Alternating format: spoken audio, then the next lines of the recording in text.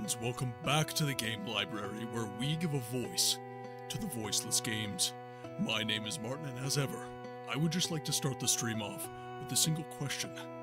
Have you played any good books lately? I know that today we are continuing our playthrough of the Elder Scrolls, Chapter 2, Daggerfall.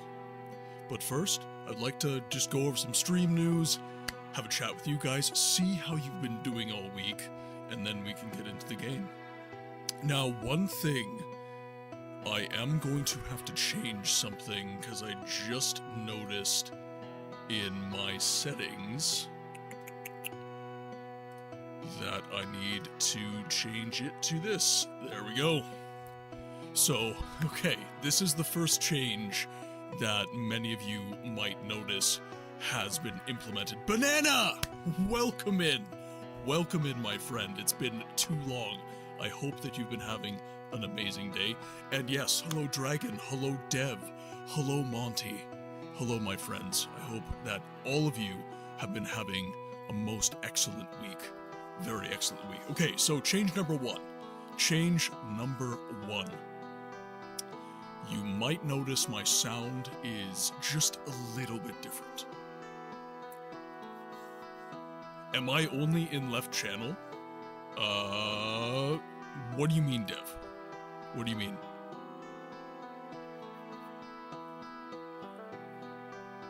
Is sound like a little hollow right now, or what's going on? I'm only in left channel.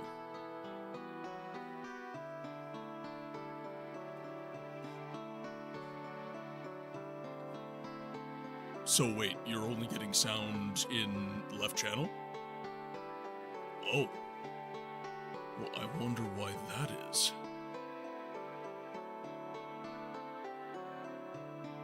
Your mic is stuck on the left sound channel. Well, it's on the input 1, if that's what you're saying. Like, I have an interface now.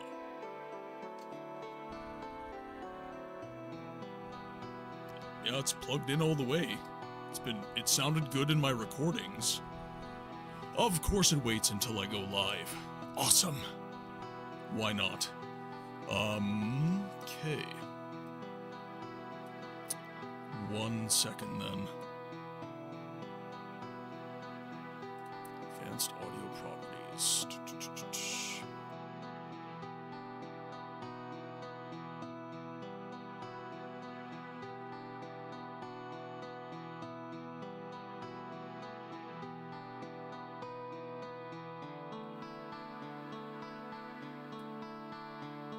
That's weird.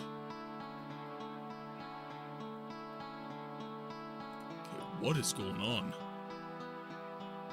Yeah. Yeah, like all my inputs are split into 2 now.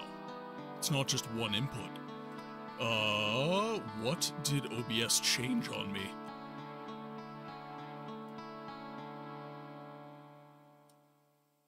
Why is it doing this?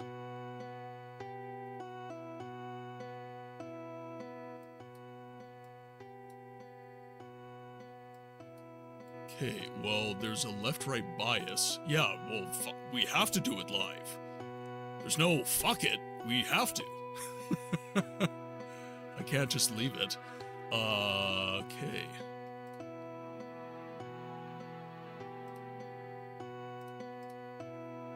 But why? Oh god, and he's raiding me! Welcome, Windstar. Come to me through fire and war. Come, Nerevar, come and look upon the heart. That's what I gotta do. Upon the heart.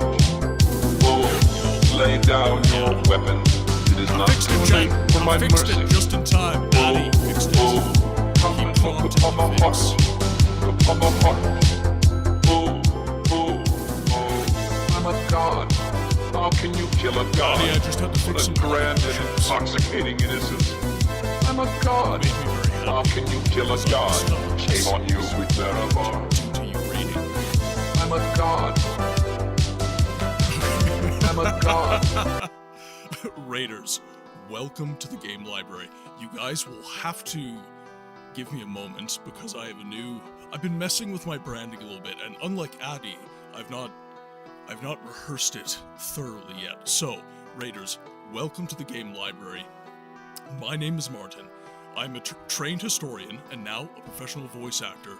In my channel, we focus on games that have either passed their heyday or never found it, with the intention of preserving these games for the ages. In the games with little to no voiceover, I provide the voice acting live to make it more interesting for new consumers. Welcome in, Raiders. If you have to raid and run, please do not let me stop you. Get your food, get your water, get your sleep, whatever it is you need. Well, now the mic is a bit low, or is it? I'm so confused. It might need more gain, but all the levels look good to me. Here, let me throw some more gain at it. Let's see if we're gonna make Dev happy, chat. We're gonna make Dev so happy it's not even funny. All right. I'm gonna throw another 2 dB of gain at it. How's that? Well, yeah, I had to switch everything to mono because you guys were saying it was biased. So now I switched everything to mono. Might need a teensy bit more gain, but I can hear you decently in my headphones. Okay. Yes, I got an audio interface, which I was sharing with the chat. Yeah, because it was biasing one channel over the other. So I switched it to mono so that it would just feed evenly.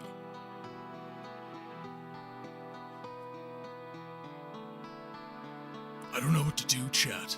I'm confused. Oh, I can see it now. I can see it now. All right, we have to give it all of the gain. Gotta give it so much gain. Fuck it, we're gonna do like uber gain. Boom. Uber gain. The most gain in the world. Have you tried downloading more RAM? Also, I gotta do a raid and run, hang out with a friend, but I hope you have an amazing stream, brother. Addy, thank you so much for trusting me with your community. I'm only sorry that we're having a couple of technical difficulties because I've added an audio interface and I thought everything sounded fine, but apparently there are still some things, some kinks that need to be ironed out. So thank you for bringing your people over, but I am sorry that we are having some issues. Jerk Ops, welcome in. Meanwhile, I can't tell. Okay, no, that's good. Koala, if you can't tell the difference, that is a good thing. That is a good thing. So the change, chat, is that I now have an audio interface and I am on an XLR connection. Now, for those of you who are not audio nerds, you don't give a shit. You don't care. But for those of you who are audio nerds, you will know what I'm talking about. I'm now on the superior type of microphone connection. Headphone users are the only ones having this issue, I would assume. Well, now that I'm on mono, it should be fine, no? Like, it should be all good now, I'm assuming. Do not be sorry. Be better. Also, glad I got to do a God of War reference considering the news today. Yes, I did see that. I saw that God of War. Now, I will say, as a game preservationist, I have some opinions on this tendency within the industry that has always been there, by the way. This is not new.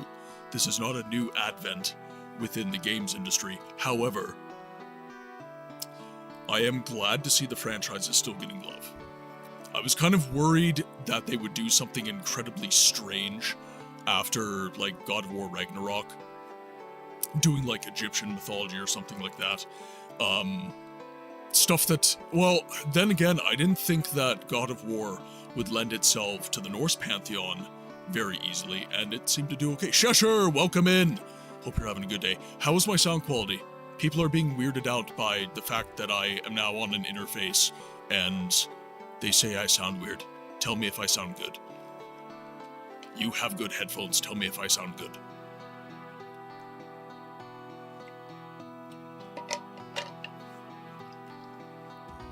Also, this is incredible. Sounds fine. Okay, so I'm on mono. I'm on a mono channel now, so music is a touch loud. Alright, I can lower that.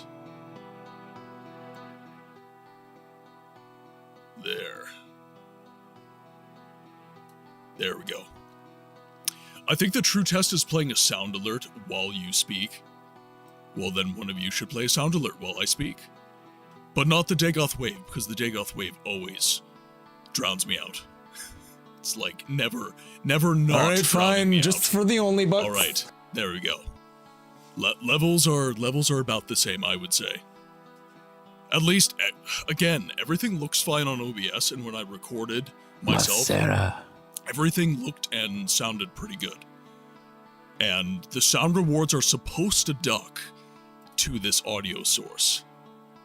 So, let's see. Ah, it's not ducking anymore. That's why. Okay. That's why it's so much louder. Okay, one sec. There we go.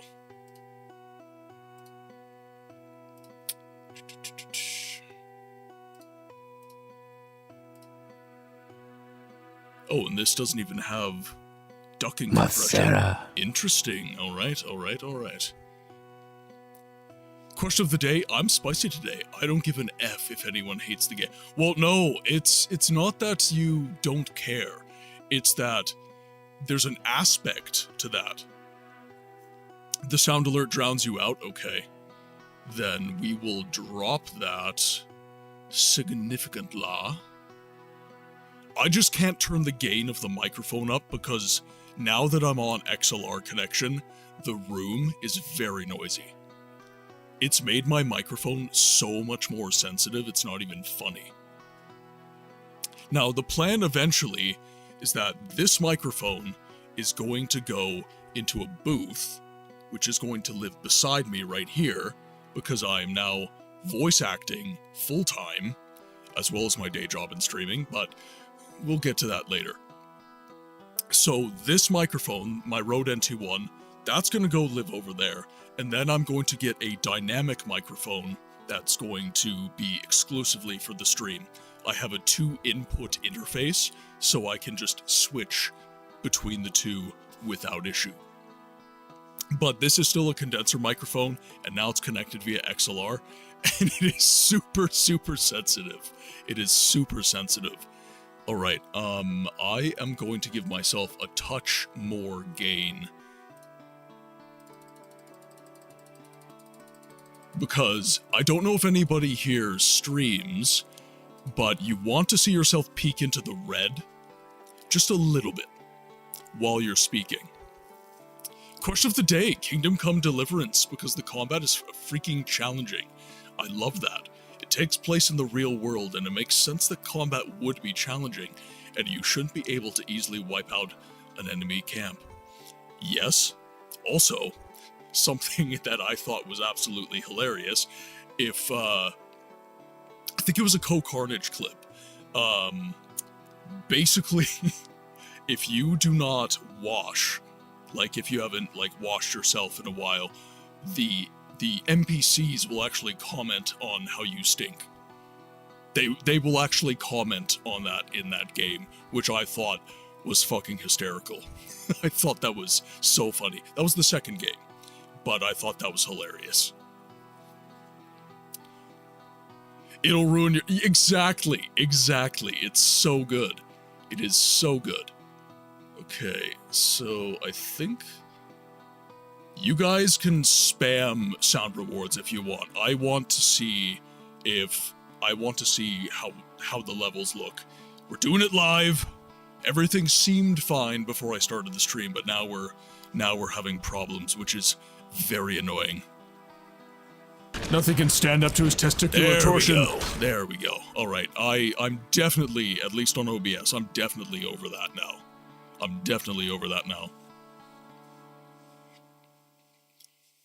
But how's the mic sound? There's not too much room noise. Everything... We do have background music right now, so I guess you wouldn't be able to hear a ton of room noise, but still. Okay, I'm going to act as if everything's okay, everything's fine, and we're going to talk. Seems my usual standards. Okay, perfect. That is what I like to hear. It sounds a bit shallowish, but not shallow. Well, that's probably due to the fact that most of my gain is in post, I would say. I've also got the Focusrite. Cheshire, you probably know this. I have the air setting on. Actually, I can probably turn safe mode off. And that safe mode basically prevents peaking, but I have a limiter anyway, so I guess that doesn't matter. So I just turn that off, so we should be good now.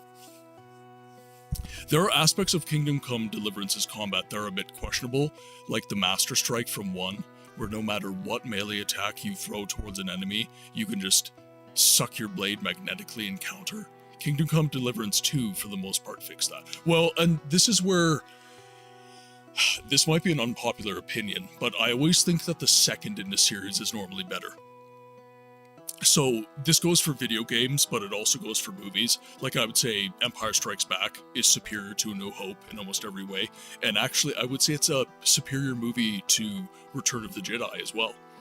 I think that Empire Strikes Back was just like the chef's kiss, like, sweet spot for the Star Wars sequel trilogy. Well, actually, no, I misspoke. The sequel trilogy is 7 through 9. Original trilogy. Pardon me. I know better.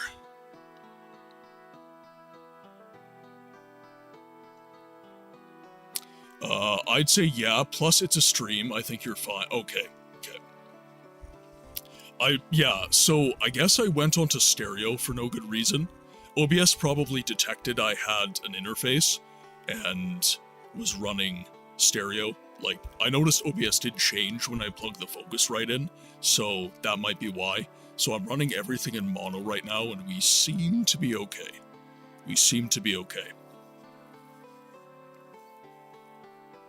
If you ignore a problem, it doesn't exist. Story of my life. Hey man, sometimes you gotta roll with the punches. Sometimes you have to roll with it. Okay, so, as I was saying, there have been some changes. So, change number 1, microphone is now on XLR, and we now have a Focusrite Scarlett 2i2 interface that is facilitating this new connection type. I do not have a dynamic microphone to use for the stream yet, but the plan again is that this is going to go live in my booth, and I'm then going to have a dynamic microphone, and that will be run for the stream. XLR will have you hearing the specks of dust in the room. Yeah. And I got really good cables. I got studio quality cables, so there is no cable noise like it. I didn't realize how bad my audio was on that USB-C connection until I swapped to this, and now I'm like, oh my god, I thought I knew audio. I don't know shit.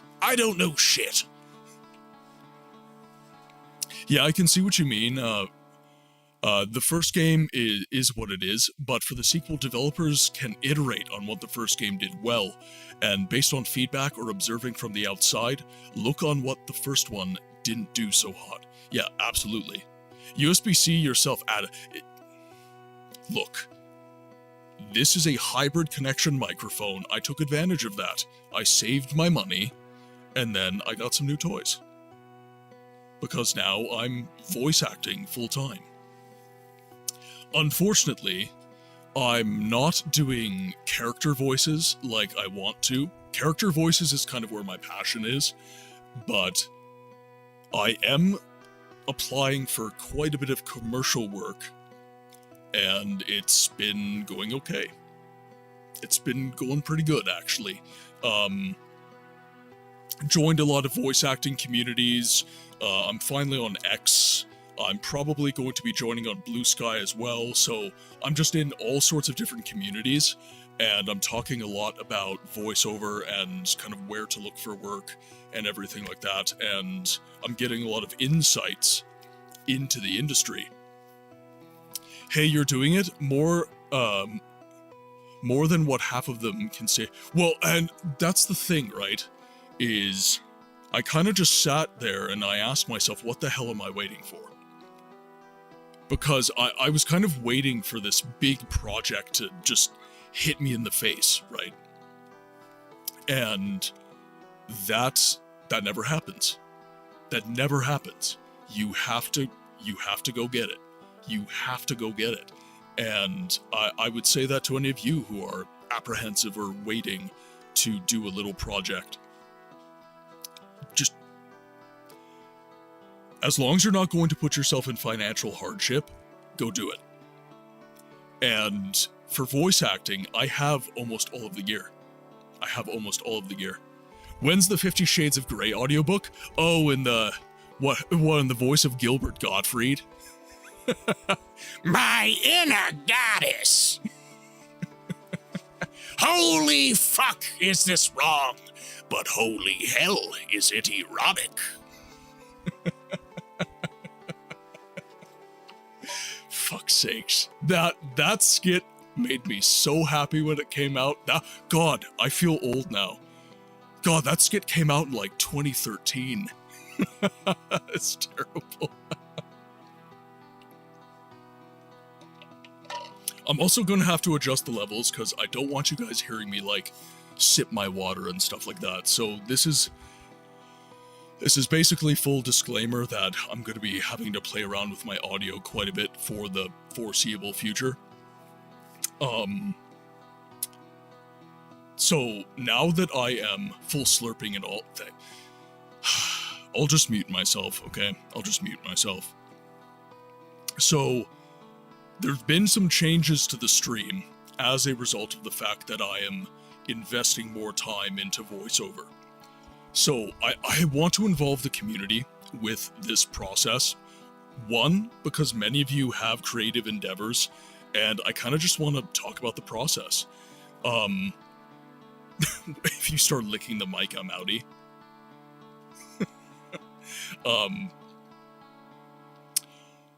But it's also going to affect the stream, and I want you guys fully on board with the changes that I'm going to have to be making.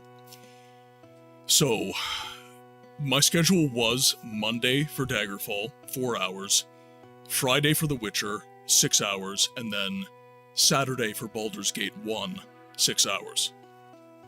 So I took a good hard look at my schedule, and I had a pretty extensive discussion with Mrs. Books, and I need more time during the day to start doing more demo reels, investing more time into voiceover practice. There's a lot of stuff that's falling into this process, and the 6-hour Friday and Saturday, that just wasn't sustainable. I think that I can sustain 3 streams a week if they are 4 hours. And I'm also looking to kind of ramp up my content on other platforms as well. So many of you knew that I stopped making shorts. I really sporadically was posting long-form content, and the stream, it didn't really change, but I was having to cancel for various reasons. So I'm trying to get to a place where I can have consistency in all aspects of my life. I'm wanting to have consistency with my day job, with voiceover, which I'm hoping will become my day job, and with the stream and content creation. So the plan, if everything goes okay, is that I will get enough voiceover work in 2026. Honey Bear, welcome in. I will get enough voiceover work in 2026 that I can quit my job. That's kind of the hope. Plumbing's been very good to me. The trades have been very good to me. But the more that I do voiceover and the more that I exercise my artistic muscles and even commercial voiceover, right? Commercial voiceover is actually incredibly hard. Incredibly hard. Because it's subtle. You know, when you're doing a character voice, you can just go crazy and you can do whatever you want. you can kind of go mad with it. But with commercial voiceover, you know, you're having directors that are saying keep it casual and authentic, but also like don't just talk. You know, you're having to act. You're having to do casual plus. You know, it's casual with just a little bit more. Just a little bit more.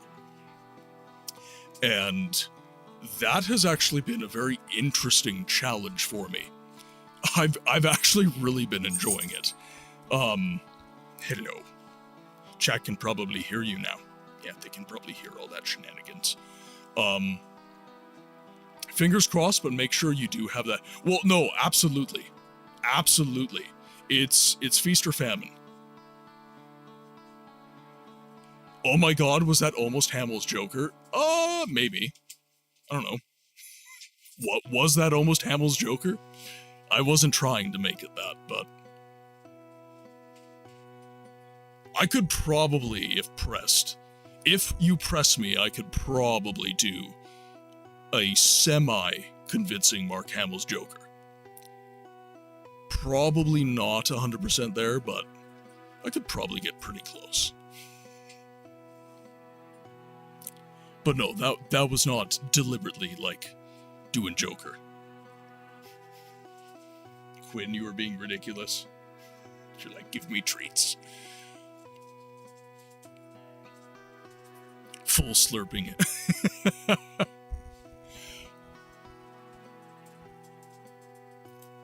Glad my 50 Shades of Books. Oh god. Yeah, no. Nope. Not safe for work is not my genre. Usually with such a sensual voice, you can probably find plenty of Adam and Eve commercials. Don't knock it till you try it. Honestly, that's the thing is, so I can be honest, I've hired mentors. So for my social kind of media stuff, I've been talking a lot to Barry Epps of Content Delta fame. That's his channel, Content Delta. So I've been working with him on kind of just discovering what kind of content I want to be posting. 2025 was spent with me just throwing shit at the wall and kind of seeing what stuck. So, you know, I knew that voiceover was an aspect, but there's a side of myself that he pointed out that I was denying, but also not. It was kind of a dichotomy. So I did 8 years of my life as a history student. So I did 8 years of post-secondary studying history. And giving a voice to the voiceless games, it was pointed out to me that's me being a historian. That's my historian instincts kicking in, right? Wanting games to not be forgotten. That is my historian instinct. And he said, why aren't you talking about that? You know, why aren't you talking about the development of these games and why these games are important in the grand scheme of things and why you should be playing these games to preserve that history, right? Because video games are an interactive medium. You can't just passively engage with this media. You have to play it to enjoy it as intended. Sort of, Dragon, sort of. So I've been kind of left in this weird situation where I've got my day job. I've got the voiceover aspiration. I am working professionally now, but it's still aspirational because I can't quit my day job. And until I can, I would say that I'm still in kind of the aspirational phase, but I'm working actively towards it. And then you've got the stream and content creation and everything that goes with that. Oop. Here I am slapping my headphones as well. Oh, goodness gracious.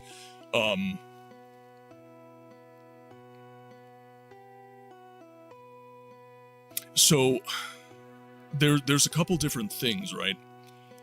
There's me doing what is authentic to myself, but then there's also me that is an entertainer and has to be in touch with what my community appreciates about the stream and what you guys even want to see. So obviously I'm not querying chat in real time. I think that would be a bit rude. But if you guys have any ideas as to what, from conversations, video ideas, stuff like that, I would be very interested to hear. Because especially when I get home from plumbing all day, I'm tired, right? Ideas help. Ideas really help. Now, ultimately, I'm the one who has to make the damn content, but I'm making it for you, right? I'm playing these games for you. I'm voice acting and doing all this cool stuff to have an adventure with you guys.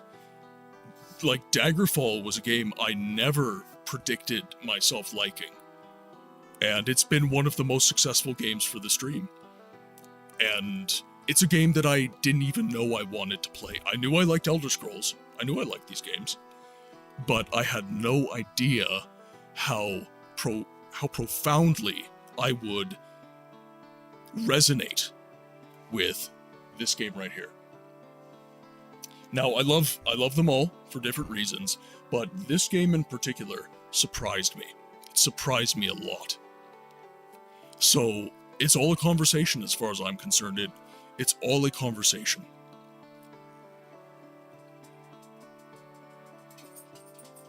Sorry, just catching up with chat.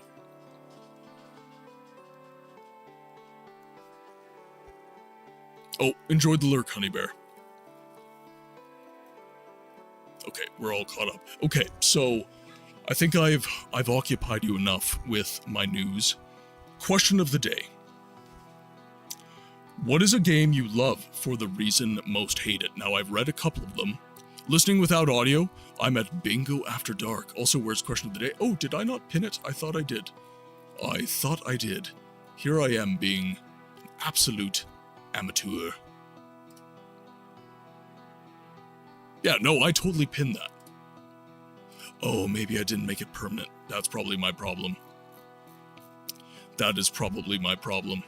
Well, and this is the thing, guys, right? With the coaching and the community at my back, because I know I have your support, right? That goes without question. I have such an amazing community. You guys make this so fun for me, and it's very assuring to know that I can work hard on this stuff, and you guys have my back. I cannot tell you how insanely important that is.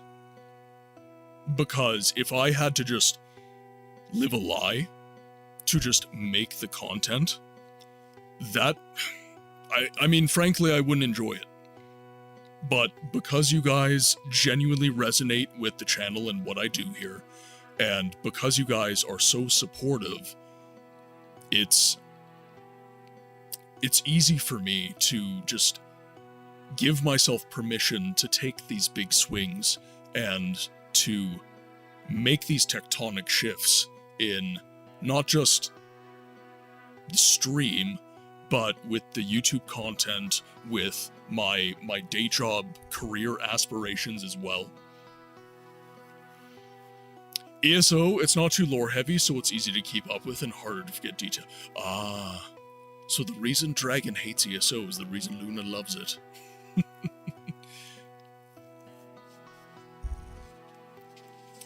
Sorry, I'm just scrolling back. I'm trying to find... So soon will be Valentine's Day. Who will celebrate and how? That is a good question. Mrs. Books and I, normally, for Valentine's Day. Now, Valentine's Day I am streaming. But normally, we just keep it low-key. Normally, we just hang out, watch a movie we both love. So normally, it's Studio Ghibli. That's kind of our couples show.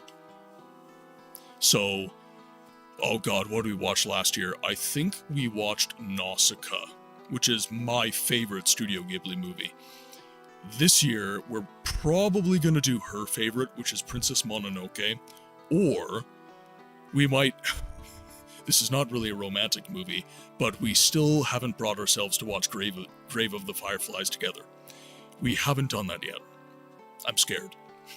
I heard it is incredibly sad, and I'm not sure I want to do that. But yeah, we just buy some sushi, throw some Ghibli on, and we just make it an evening. We just enjoy our time that way.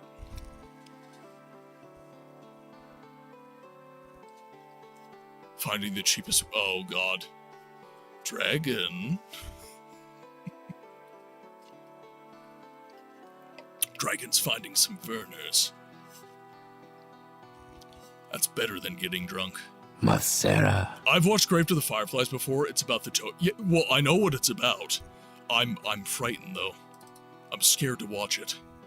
Sel, welcome in. I hope you're having a good day. Now, where's my game? Right here.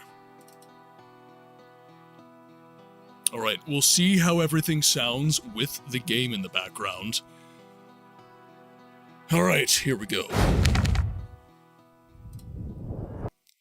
Alright.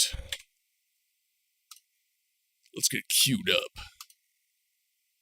Alright, now, if you will recall, last time we were in Iliac Bay. We met Herma Mora on our first try. Hermaeus Mora, for those of you who are not initiated into the Elder Scrolls. And he commissioned us, shall we say, to assassinate somebody he didn't like. And I'm being shot at. Why am I being shot at? Question of my life. Ah, there you are. Oh, I remember now. Shit! Alright. That was a good start. That was a very good start, chat. I'm doing the best. I'm doing amazing. Alright, let's heal myself up then. Okay, who's gonna shoot at me? There you are. I squish you. And I'm getting all the gold because now I owe a significant amount of money.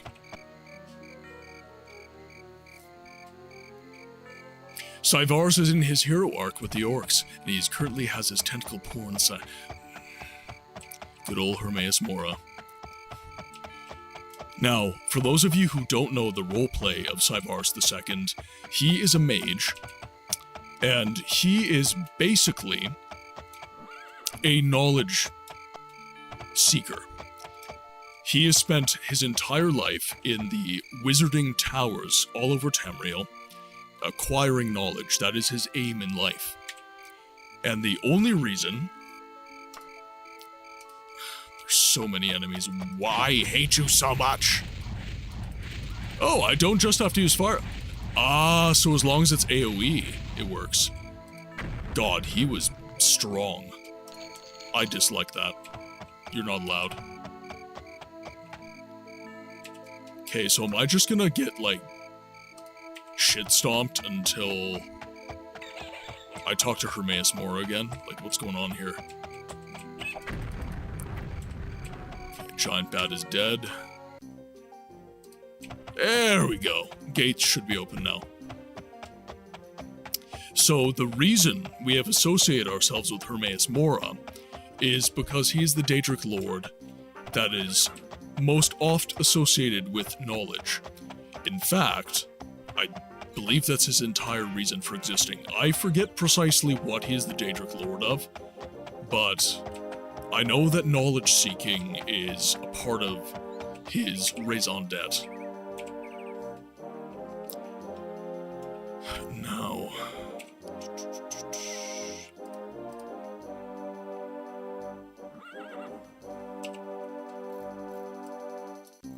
where am I here?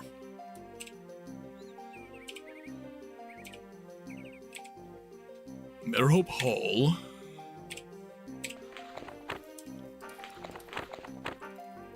I really have to start writing a journal before I quit for the stream. The Deadric Prince Hermaeus Mora wants me to assassinate a spell sword who went back on a contract with him. Theodweir Buckingford resides in Palace Warmore. In exchange for killing him and getting to Hermaeus Mora's contact in Merhope Hall, Bedniak Copperhouse in 38 days or less, I'll be given the Book of Knowledge, the Ogma Infinium. Bedniak Copperhouse will be waiting in a library there. Alright, so let's arm our seeing eye, and let's find a library.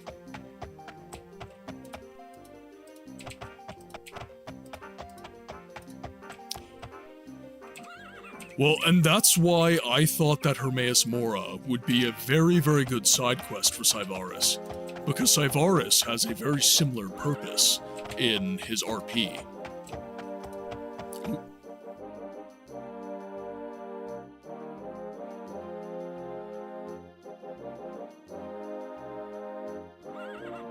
Sorry, I thought I had to sneeze. I might still have one, but it didn't come out.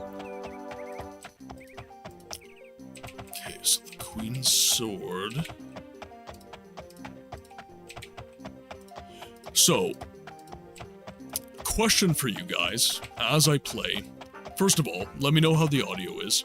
That's very important. Second of all, because I am adding the focus towards, like, games history to the channel, which honestly, I think is fitting. I'm wondering if you guys would be okay with the idea of me playing more, I guess, for the purpose of research. So you guys would be, instead of just voting on random games, you guys would be suggesting games that you would like to see reviewed on the YouTube channel. You would like to see game retrospectives and conversations. Let's shop on jewelry. Nothing's jumping out at me yet.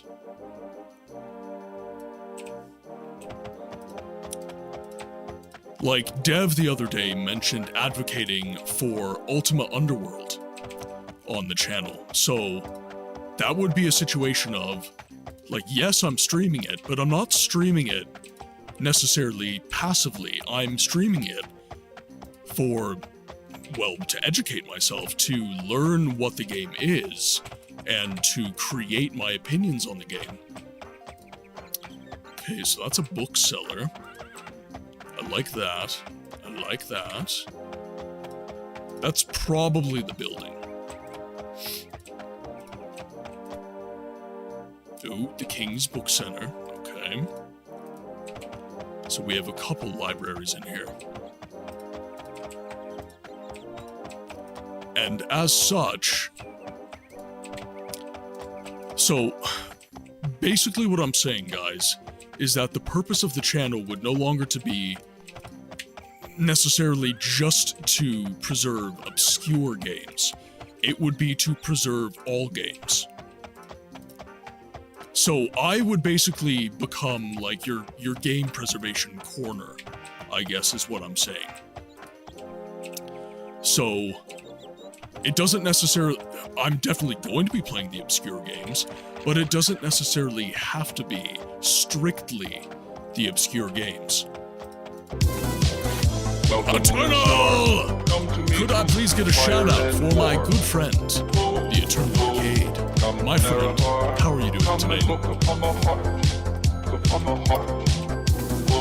Achievement unlocked. The Eternal Arcade opens its doors to you from across the virtual universe. Let the games begin. Get ready for an arcade raid. By the way, guys, I'm going to pause the game so I can actually see things. Am I okay? I think I'm ducking. How can you kill a god? Shame on you, sweet Zerabar. I'm a god. I'm a god. Raiders, welcome to the game library where we give a voice to the voiceless games. My name is Martin, I have a new intro, so forgive me, I'm practicing right now. I'm a trained historian, and now professional voice actor. In my channel, we focus on games that have either passed their heyday or never found it, with the intention of preserving these games for the ages. In the games with little to no voiceover, I provide the voice acting live to make it more interesting for new consumers. Raiders, if you have to raid and run, if you have to get food, water, sleep, whatever it is you need, please make sure that you are taking care of yourselves. You come first. But Eternal, how's your stream? SXX3. What is that? That sounds like a snowboarding game. I'm gonna look this up. That sounds very much like a snowboarding game I remember. SSX3. SSX3. Dragon. Game Freak, welcome in, my friend. Font Crimes, welcome. It is a snowboarding game, and it's fantastic. I never got into that genre. My uncle, some of my earliest memories of gaming, my uncle had a PlayStation 1, and he played, I think it was Tony Hawk Underground 2? I think it was the second one.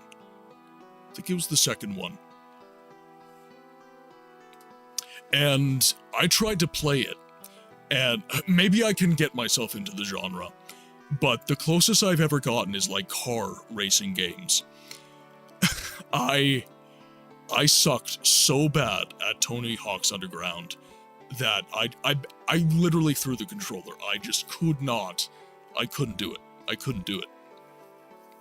I don't remember when or where I got it, but I had so much fun with it. With the Winter Olympics on, I got the itch to get back into it again. I was watching... So, I'm working on deficiencies with construction right now, and basically, I'm spending hours upon hours by myself. So, in between listening to source material from this voiceover course that I've been consuming, I've been throwing on the Winter Olympics, and I'm getting to the point in my life as a 30-year-old. I just watch the like freestyle skiing, for example, the one where they start with like a backflip and then they have to do a slalom right afterwards. I just saw the landing and I was like, my knees could never. My knees can't do that anymore. Okay, we're gonna return to the game. It's bad. I've gotten to that point in my life. So, Eternal, this is a good question for you. So, I was kind of discussing some changes to the channel. And like, it's not like monumental change. It's stuff the channel's always stood for, but I don't necessarily have a way to articulate my I didn't know how to make the videos I wanted to make. And I started getting mentorship from a lot of creators that I really respect. And it was pointed out to me that I did 8 years of post-secondary education where I majored in history. And my channel, the whole purpose of my channel is, frankly, history. It's to preserve history of games. And I was kind of talking about, instead of just saying I will only play obscure games, opening up, and I will mostly still play obscure games, but it will be with the intention of preservation. It will be with the intention of, I'm here holding a torch for this, because not many other people are. And I was just kind of having a conversation with chat about what they thought about that, and since you also kind of have that as a part of your raison d'etre. I'm curious as to your thoughts. My mind's telling me no, but my body is telling me yeah. So when are you dipping your Daggerfall CDs in formaldehyde? Actually, I figured I would etch them into diamond, Bogu. I figured I would etch them into diamond. You know, like GOG just did with, I believe it was Heroes of Might and Magic 3. I believe it was Heroes 3. They etched it into crystal. And they had like this bragging where they were like, this is the most durable way to store this game. I was like, you're right, it is. But here's the thing, and again, right? My intention, if I can't get you to play the game, that's fine. You know, there are kinds of games that are not for everyone. But what I want to do is I want to at least satisfy your curiosity about different kinds of games. Not a lot of people play Daggerfall anymore. Even less people stream it. And I kind of want to be the channel that can hold the torch for these games. I want to be the channel that will show that these games have endearing factors that, you know, should you decide to play them, it makes it a worthwhile experience. Carving it in diamond, I guess Twitch paycheck... No, the plumbing paycheck came in. The Twitch paychecks be this big. Plumbing checks be this big. I notice you're not flying on your horse. What is this not? Oh, fine. I believe I can fly. I believe I can touch the sky. How high can we get? All right, chat. For the meme. We're doing it for the meme. I want to see what'll happen. Oh God. Oh God. Oh God. How high can he get?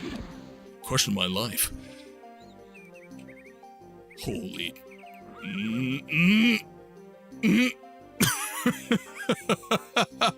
What are you feeding your horse to make it fly? Red flowers? Wait, blue flower, red thorns. Blue flower, red thorns. This would be so much easier if I wasn't colorblind. Oh God, I can get high. Holy shit. All right, chat, we're going for it.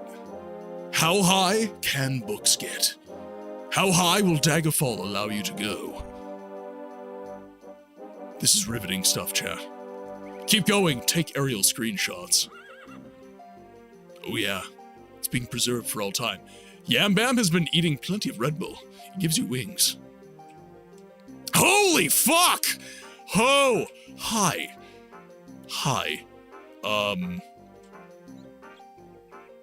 Wow, this game is pretty. This is very pretty. I was gonna ride my horse, but then I got high.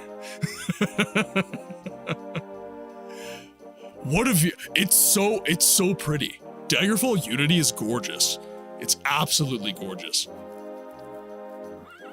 I'm gonna see how crazy I can go. I'm gonna try and break the game. I can do this for a little while longer. Oh, you could see some pixels at the top getting angry. Holy fuck. Oh my god.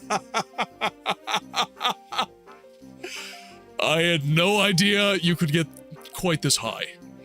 All right.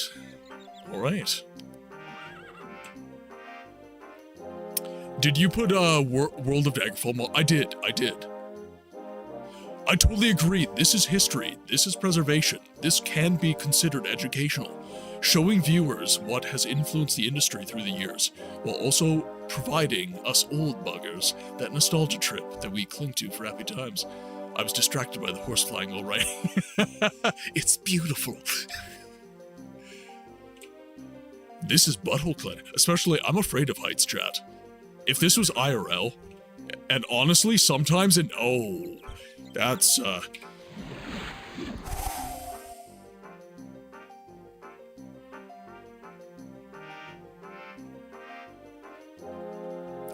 keep going.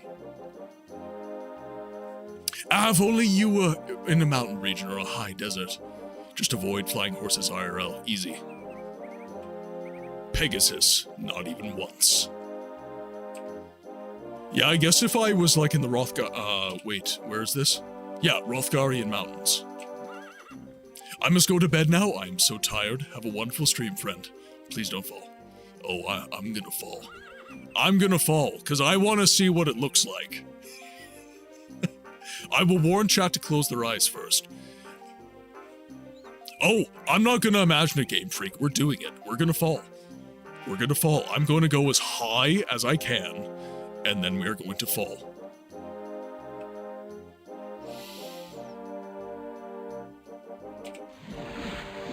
Alright, I've got like 2 more of these in me. We're going to fall for science!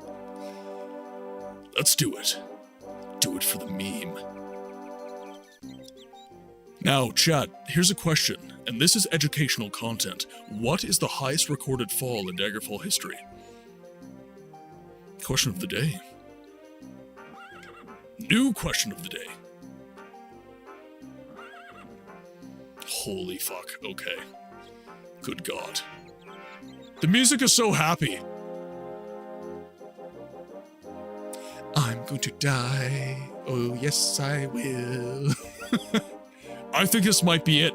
Alright, chat. I've officially made the Guinness Book of World Records the highest recorded fall in Daggerfall history.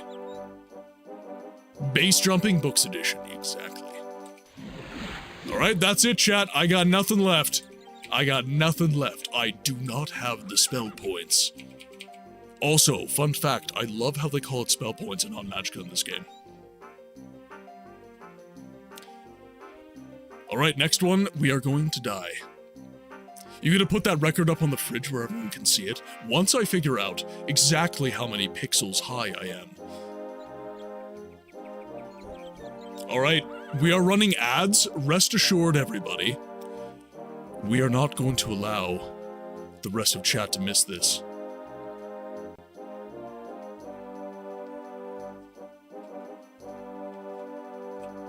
Alright, one sec. Holy Testicle Tuesday! Oh God. Here, 1 second. I gotta...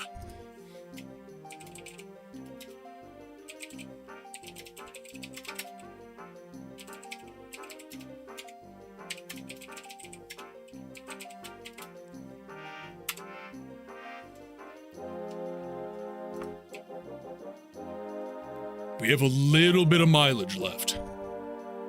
A Personach 8426. Well, oh, I see. Oh, it's a person. Okay. Right. We gotta pause the game, chat. Looking down. Holy fuck! Alright, alright. Gives me time to psych myself up. I have exactly a minute and 50 seconds. I wonder how high you put your view distance in settings. Ooh. Ooh, yes. I can do this.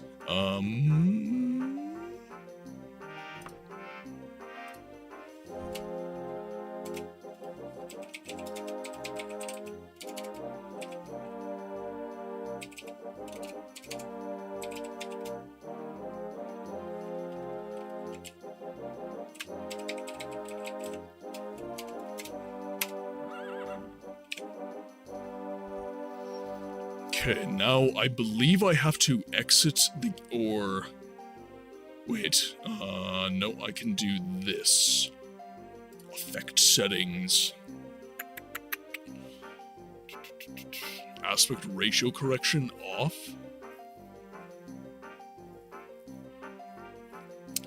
We got mode and post-process. Oh, it's back in the preload, okay. Do we have anti-aliasing? Okay. Ambient occlusion. Ooh, we got bloom. My God. Oh, there's depth of field. Can I do this here? Can I not just do it in depth of field? That's blur.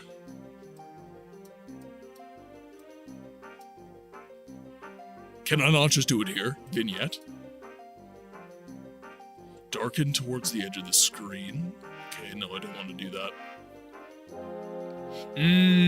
Gotcha.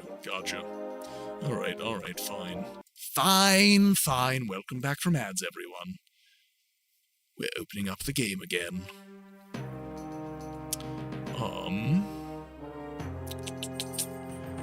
Advanced. Video. Field of view. Terrain distance. Very high shadow resolution.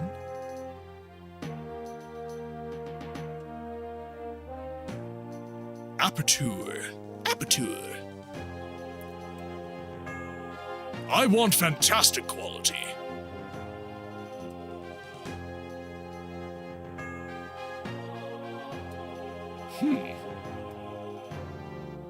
Let's do trilinear, why not? Want everything maxed out.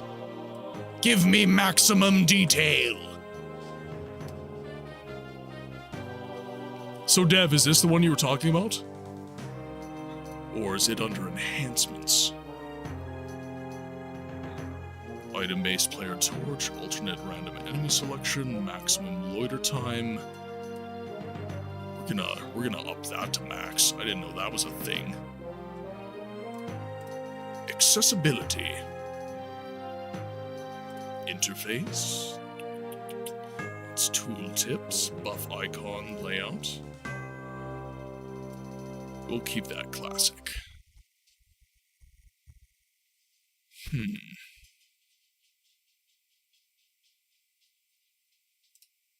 Yeah, to me, this would be under video.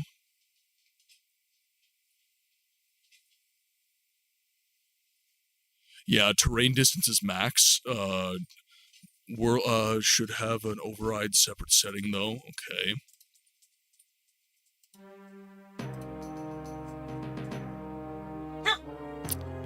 So that is WOD, World of Daggerfall.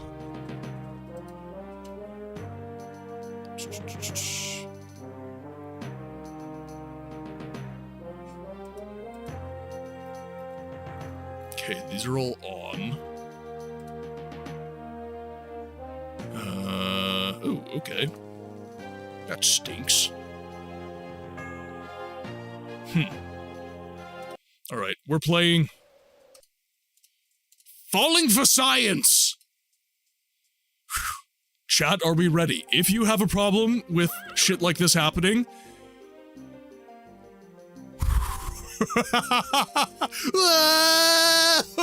Okay, this is actually pretty anti-dramatic.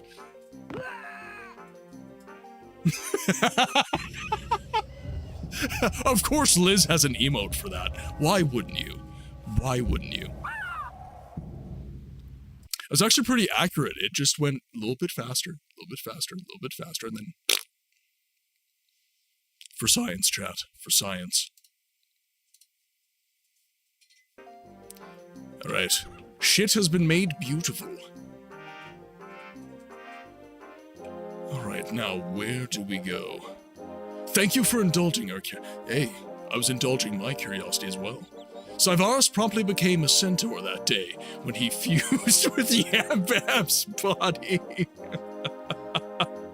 Yambam and I became one that day. When I said I liked the horse, I didn't mean that much. The lock has nothing to fear from me. Well, I'll show it. Alright, I'll loiter for like 2 hours. Incense and soft music soothe your nerves as you cross the threshold. Each item in this shop is carefully mounted and displayed. Not the slightest defect can be detected in any item within.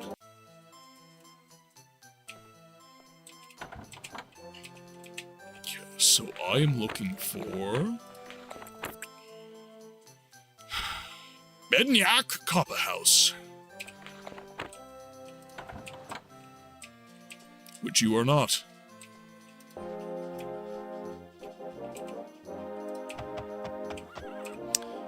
Okay, so that was the King's Book Center. Okay, so we got one directly south, right there.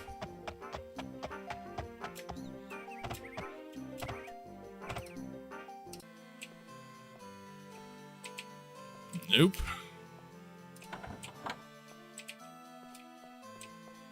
Ooh.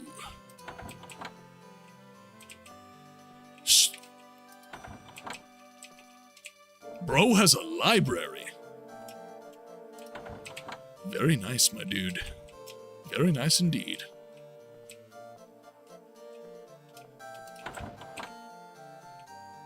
Thane Wicking.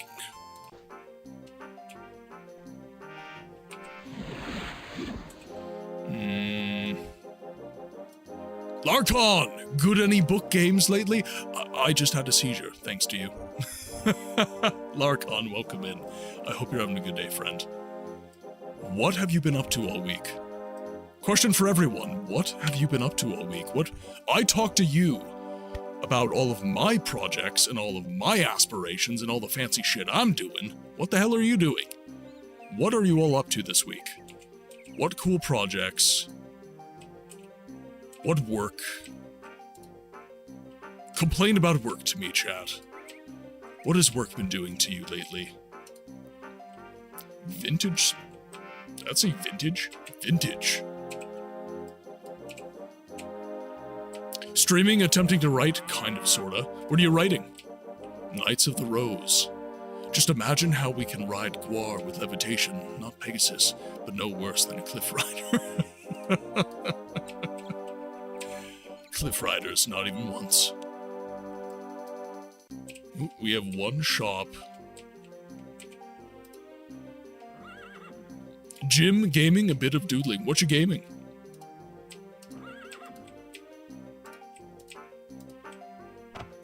Ooh, that's a bargain bookstall. Okay.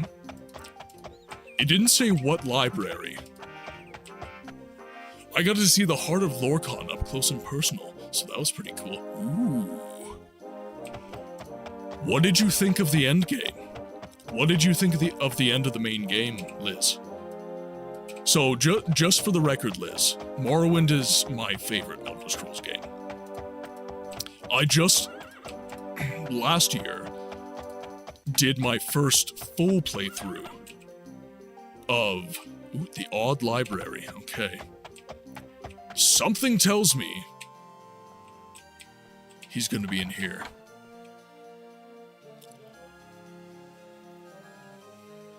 Chat. What does that look like to you?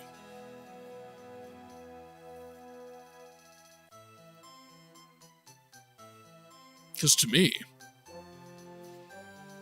it looks like I'm ready.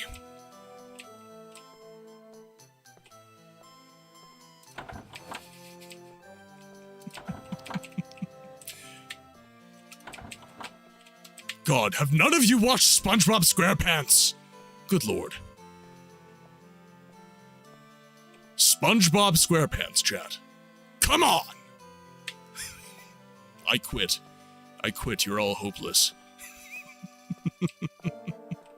SpongeBob SquarePants. Nobody knows SpongeBob SquarePants here. This is terrible. I'm surrounded by uncultured swine.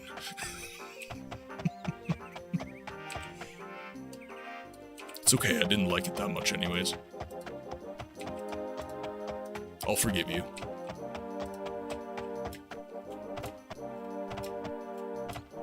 I think I was over-leveled, but, well, what level were you? Because I believe before Endgame, Dragon told me, I think Endgame is supposed to be like level 15. Oh god, so yeah, you were ready for like Blood Moon. Yeah, you were ready for Blood Moon by the time you took on Daggerfall. Not that that's a problem. Because he would be a very hard fight otherwise. I haven't watched...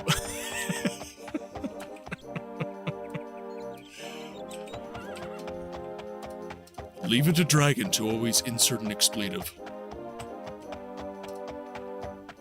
Yeah, what's, God, I gotta look this up, actually. You've made me curious. Save. Yes. You've made me curious. I'm going out of category right now, specifically for Liz.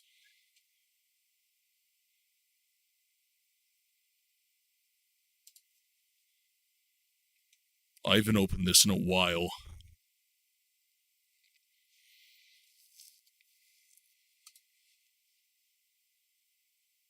I'm checking this for science. Also, I've modded the piss out of this game, so if it doesn't look the same, it's not my fault.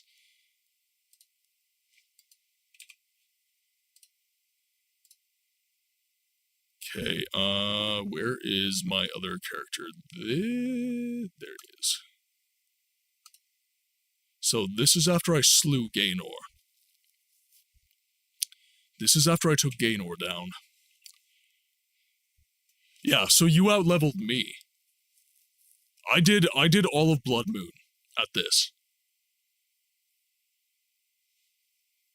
God, the Boots of Blinding Speed look so different now.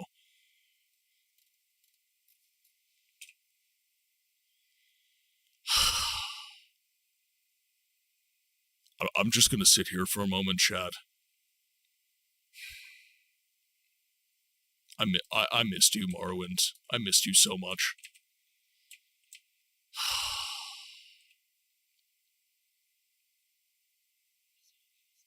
I love this game. God, it's just so good. Oh. Shit makes me emotional.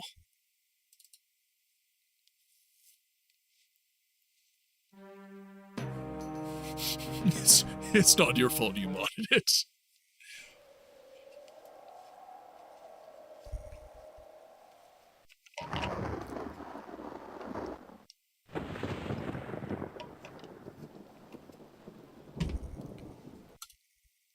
Alright, back into Daggerfall.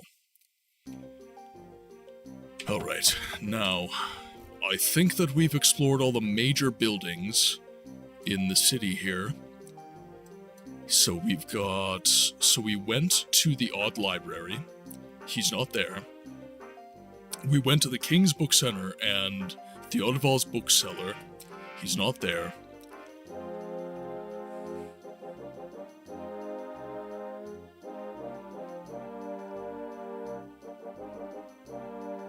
Thought we had another case of the Adventurous Book Dealer.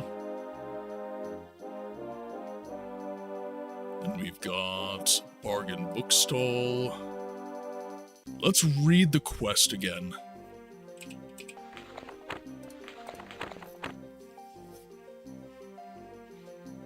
Okay, so he is going to be Merop Hall, which I'm in, Bedniak Copperhouse. I'll be given the Book of Knowledge. Bedniak Copperhouse will be waiting in a library. I've been doing a lot of exploring, so many cliff racers. I think I got... Chat, what was my max? Because I specifically traversed the overworld, and I got as many cliff racers as I could one day. And I think I had... I think it was like 50... No, it was in the 60s, I think. I think it was like 52. I want to say 52. I would have to comb through my VODs to find out exactly how many. Okay, so we gotta head north. There's 2 more bookstores for us to visit, so we have to visit them. I've had an awesome day of playing Dragon Age Origins all day, just to make homemade onion rings. Just to take a break and watch my main man here eating the onion rings.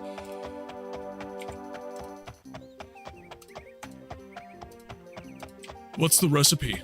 Is it your own? Oh, I walked right past it. Shit. Wait, no I didn't. Nope, we're good, we're good. Yeah, I think 52 cliff racers was my max. And that was just the ones I killed. I think the guards killed some other ones and I couldn't see them. So I want to say that I was closer to like 60 at one point. It's my own, I make them with ooh. Oh, so that's the story behind your avatar's dragon?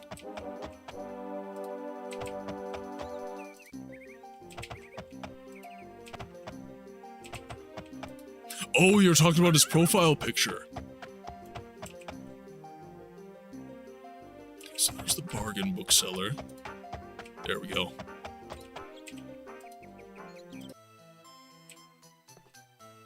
Theodore Gerhardt. I don't feel like he's my first Theodore Gerhardt. I love Dragon Age Origins. That could be another question of the day answer for me. I like how the combat in that worked. I thought scripting your followers' behavior was all. I do too.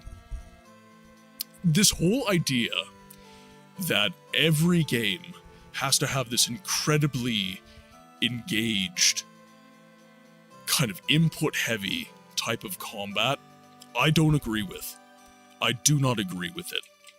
I like the idea that I can just set tactics for my party, and painstakingly do so, right? Just take forever, set everything up, and then just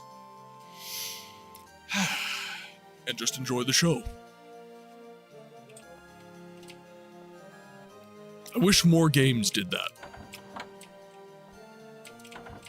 And I get it, you're trying to keep the viewers engaged and the players engaged so that they don't twiddle on their phone.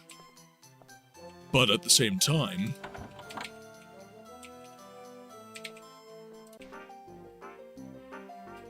wait a second. I've been here. Daggerfall, are you doing me a bamboozle? Nope, not until fully healed. I want my horse. I want my horse. Odea Greenford. Okay, I must be missing something. Okay, so check. Believe we've been here, check. Fairly certain we've been here, check. He's at a library. We've been to the odd library, so that's fine. Am I missing any other shops?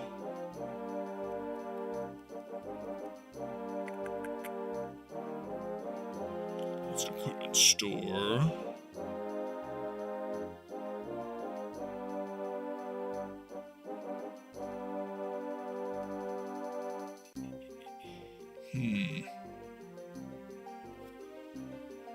Ooh.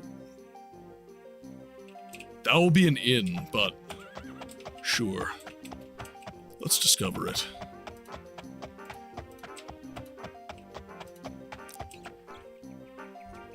Okay, chat. I normally don't shit on Daggerfall's nomenclature, but the Flying Chasm. The Flying Chasm. Really? Enjoy the lurk, Bogu.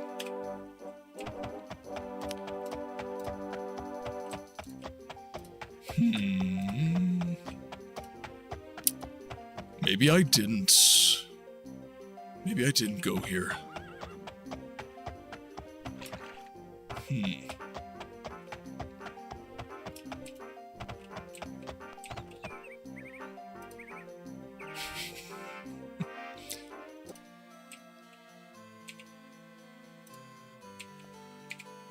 It's time to start talking to people, I think.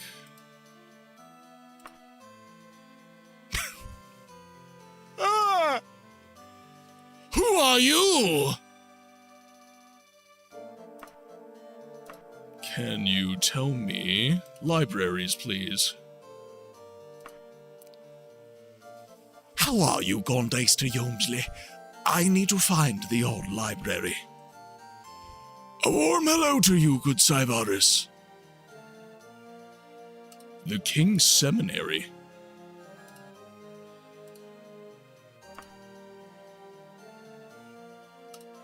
The King's Seminary. Okay. I didn't know that that would be considered a library. The King's Seminary. Right there. Right there.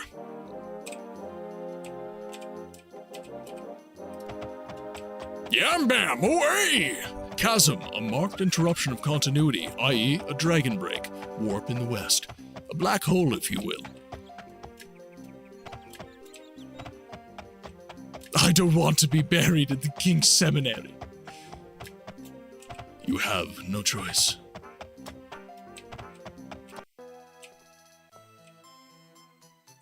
Okay, he better be here, man. Bendiak Copperhouse! Syvaris, I underestimated you. I told Mora you couldn't do it. But here you are. And all Wayrest is in an uproar over Thotware Buckingford's death. As promised, the book. Remember, you can only read it once. See you later. Maybe. The Ogma Infinium.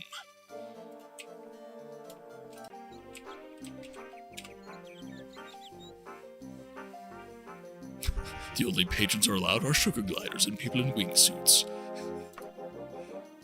See you later, maybe. Or you might be consumed by the endless void. But we'll see, we'll see.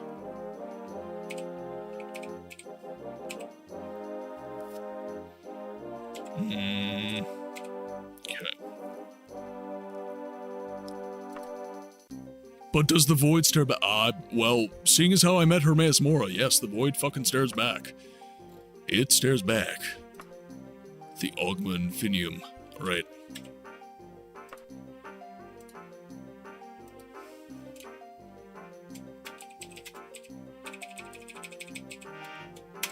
The book!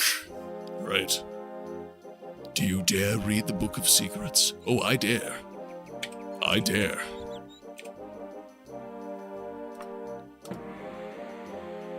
Holy fuck! Alright. That's, hello. Hello. Chat, I got 30 experience points. What do I do? Alright, so we've maxed out intelligence and willpower. Do I just dump it all into luck? Do I just become the luckiest man alive? Just make my luck 89. Oh, wait, chat, I know what we gotta do. I know what we gotta do. Heh, nice.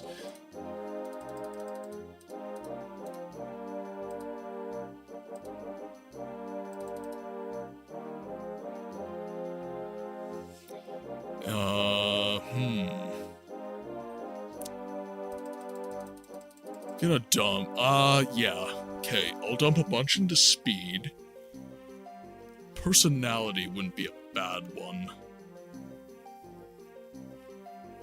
Personality would not be a bad one. Because people hate me. I don't think I benefit from agility at all. Strength? No, strength wouldn't be good. Because endurance is what controls my encumbrance.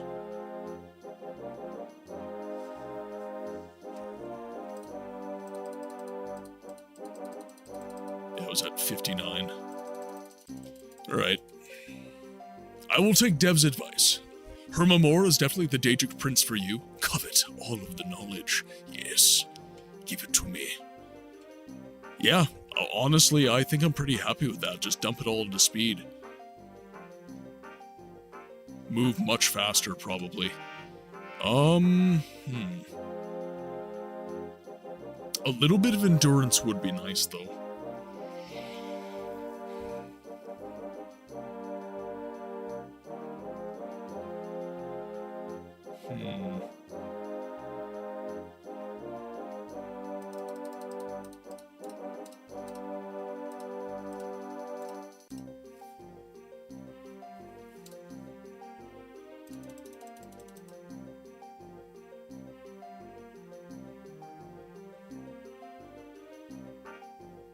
Do I care about luck?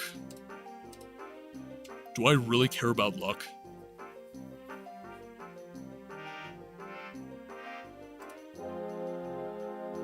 I don't think agility helps any of my skills, though. Maybe short blade? Maybe?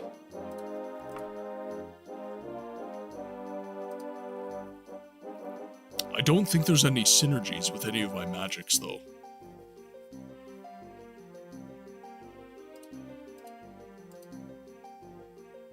Okay, so that's fatigue.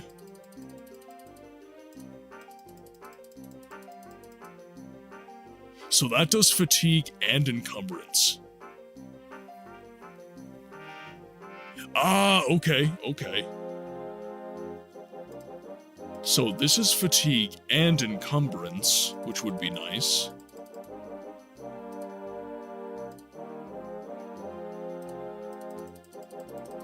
Speed is just movement, I think.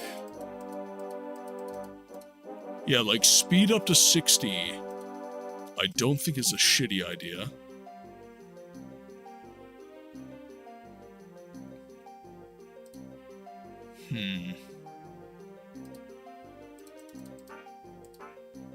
So that's just more fatigue. So what I think I'm gonna do...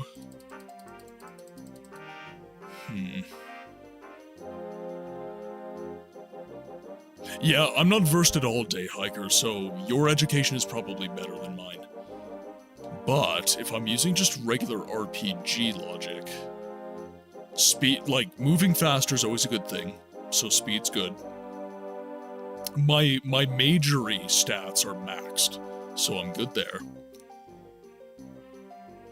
So now it's a question of, do I want to carry more shit, or do I just want to be more dexterous and quick? Or,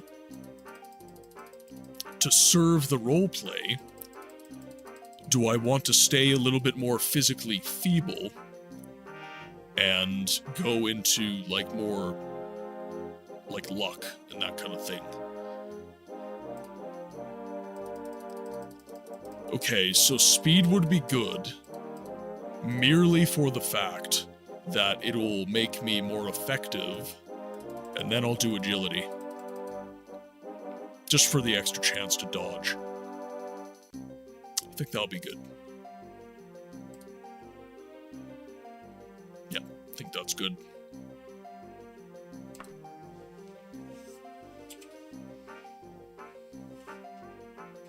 Yeah, we're good.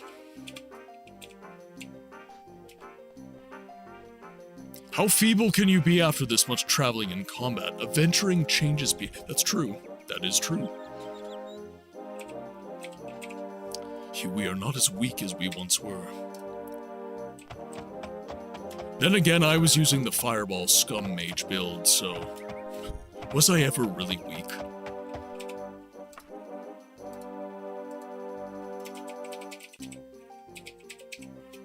The book.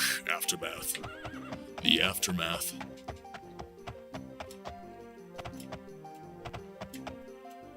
And by the way, sorry if I missed all of you. When we were kind of having a conversation before Eternal's raid, I might have missed some of your replies to talking about the channel's content and stuff like that. So if you feel you need to, feel free to repost. Saivars has been adventuring long enough for his son to become 12 years of age after the 4-night encounter in Sentinel. It wasn't just a tryst. It was a bender. Gurkha did most of the bending.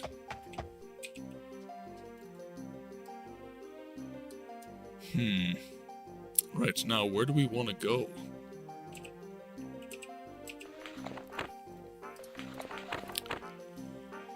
So, mission for the Emperor, okay.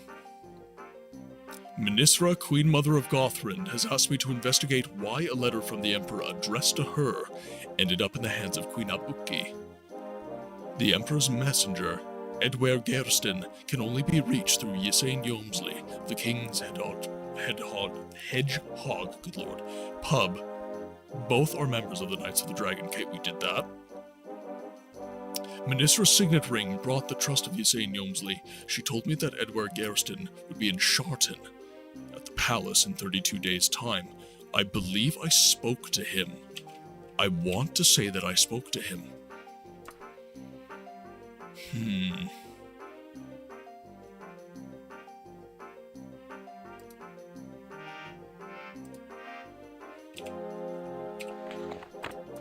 So let's just go check it out. Sharton Palace. I swear to God I spoke to him though. Now is Sharton... No, Sharton is in Daggerfall, which means I have to go to the Mages Guild and I have to teleport. Oh, I'll Sharton in the palace. They're ailed. It just goes right through you. That shitty Daggerfall-y ale. What are the people of Daggerfall called? Daggerfallians? Daggerfallites?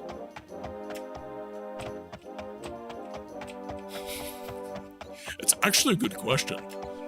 Because while they're all Breton, for the most part, they would have, like, a regional identity. Like, say, you know, being in Texas, you're a Texan. Live in Manitoba, you're a Manitoban. So what are the people of Daggerfall calling themselves, chat? They're the Daggerfallen. Ah, very, very well done.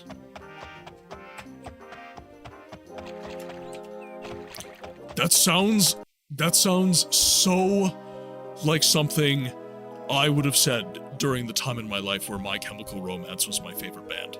That sounds so much like something I would say, just like, I'm Daggerfallen. Where are you from? I'm a Daggerfallen.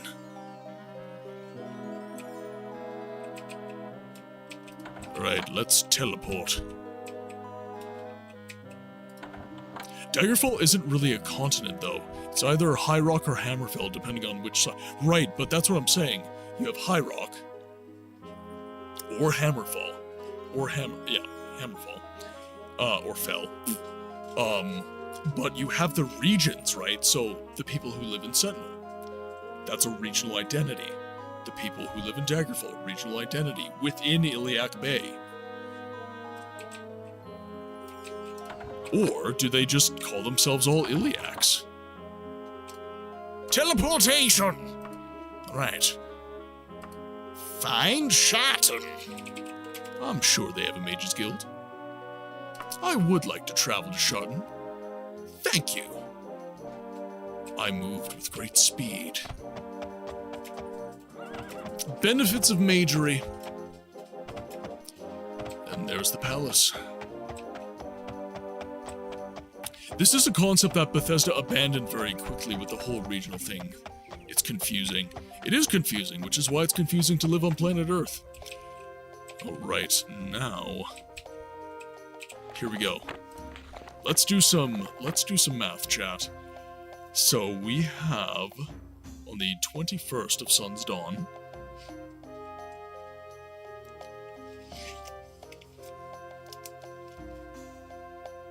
'21.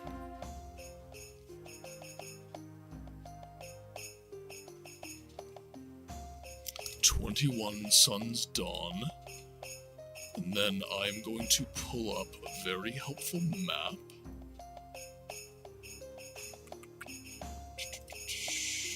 Which was sent to me.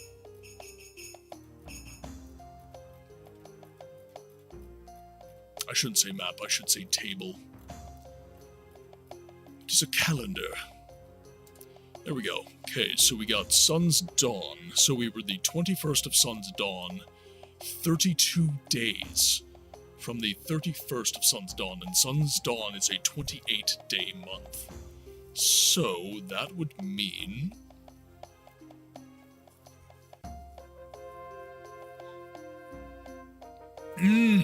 but, again, say ancient Greece, right? The city-states. You had Athens, the polis of Athens. You had the polis of Sparta. You had the polis of Mycenae.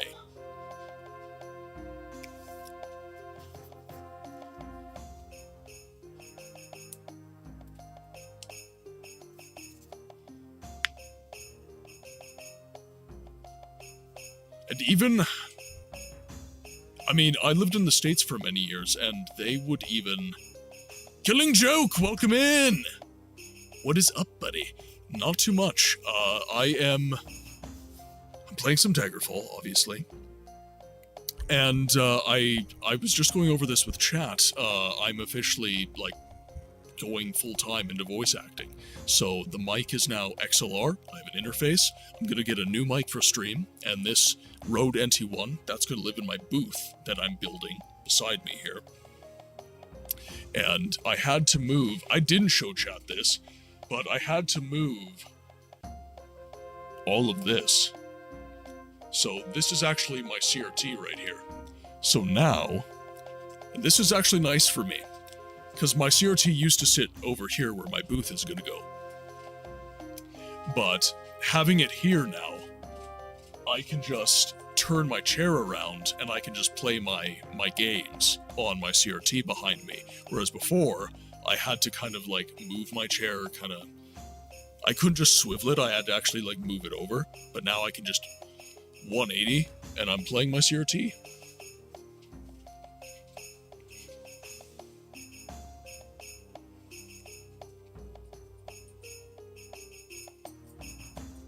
Some of them are easy, like Rothgarians for the Rothgarian Mountains. Others are a little difficult. I get that. And again, this is a premise that's confusing even IRL. But also, joke. I forget her name. I think it was Doodles. It's like Doodle Monkey or something like that. Did she get the, like, it seemed like she was taking in the information when I had a chat with her in stream, but I just wanted to check in, and I haven't gotten any other messages, so I assume she learned everything she wanted to about VO. I would go with Daggerfallite. I kind of like Daggerfallen, not gonna lie. So 7 more days. So we gotta do some math here. Okay, so 7 more days until the end. So it leaves 20, so it would be the 25th of First Seed.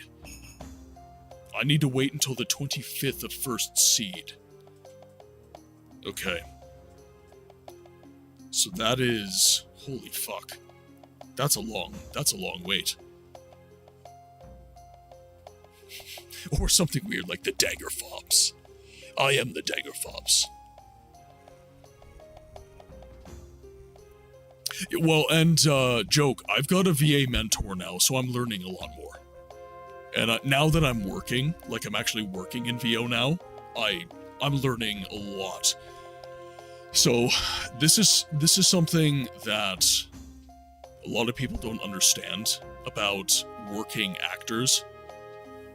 You're auditioning all the time. This idea that you're just gonna get a cool role and you're just gonna do like this romanticized version of like, you just go to a studio and you act for 8 days and you make $1 million. That only exists for people who are already acting in Hollywood, or like the top, I want to say 2% of voiceover talent in character voices. Most people doing like commercial voiceover, they're auditioning like 8 hours a day, and they make good money. But it's not this like, it's not this romantic kind of thing. I enjoy it. I'm temperamentally kind of wired to enjoy the grind of content creation and voiceover. But there's a lot of people that have this kind of romantic view and this idea that it's like going to be very little work for a lot of gain, and that's not really the case. It's not really the case. Now, if you're good, you can make a lot of money. You can make a lot of money. But it takes time. Like everything, it takes time. Okay, perfect. I will check that out after the stream then. Alright, I wonder the best way to kill a few days. Chat, what are you thinking? How do you want to kill 25 days?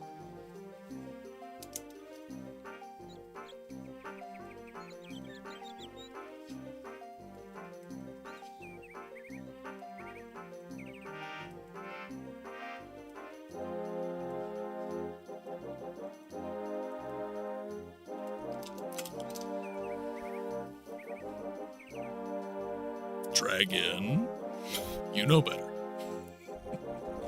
That's like being 13 and starting your own garage band. You're gonna be rich and famous, so you don't have to go to... Yeah. How do I time out a mod? Yeah, there you go. Alright, now... I think I want to do a dungeon. Ah, shit, but... Is that a good way to spend time?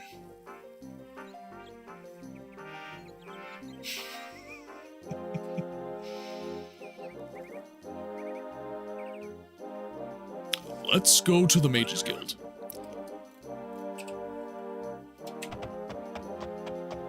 Let's go to the Mages Guild. Let's see what they got for us. This is a fresh Mages Guild, so we should have some nice quests. Alright. Which one of you is the quest giver? Ah! Interesting. Let me see what tasks we have available. Please, have patience and wait here a moment, Syvaris.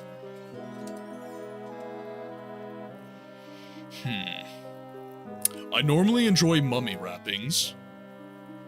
Protect honored mage, a dangerous wizard. I always like that quest. Doubtless you have heard of the crazed wizard Gonduir Mastersley.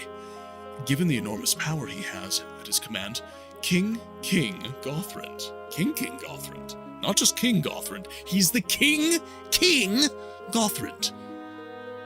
Has been delaying any offensive move against Gonduir Mastersley, but that strategy is at an end. The king has asked us to send someone to destroy the psychopathic mage in return for a magic diamond. Would you go do that for us? But of course, my dear lady. Excellent. I knew that you would not let us down, Syvaris.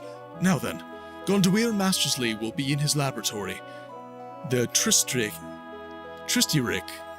Academy, for at most 21 days before moving onto a new location. The king wants word that the mage is dead in 21 days, so do not tarry after doing the deed. I will see you in 21 days. Thank you, and good luck, Syvaris.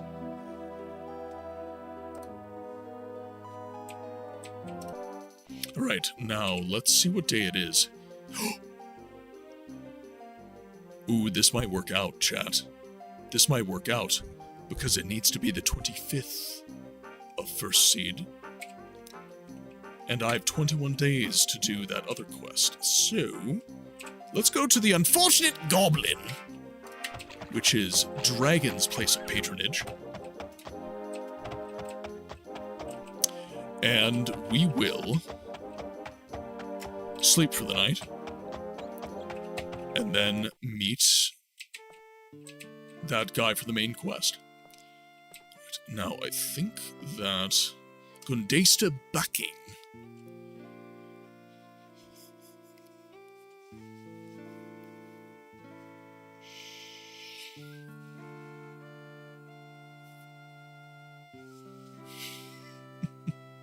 Alright, now let's...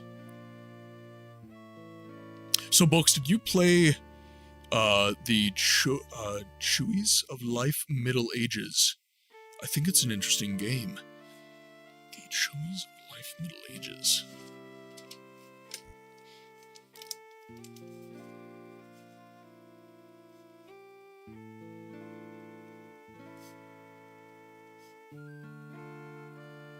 I have not played that, but I will write it down.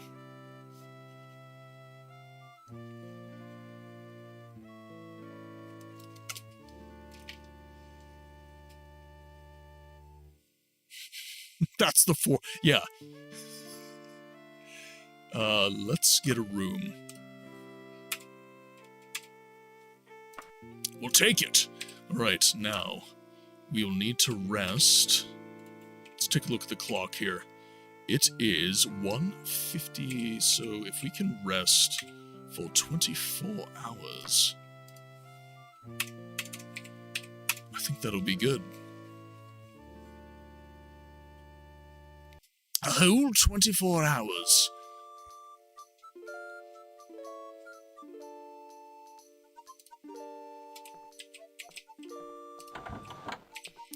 Right, now I believe this is...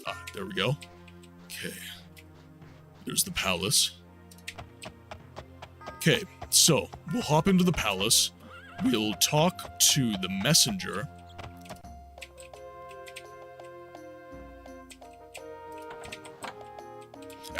Edward Gaston. Why can't I speak to you?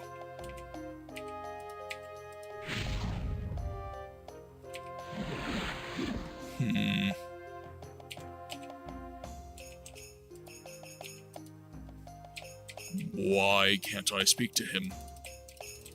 It's the afternoon, is it not? Yeah, it's the 25th of 5th.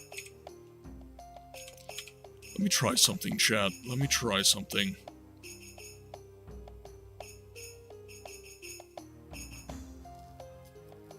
So he's supposed to be there in 32 days.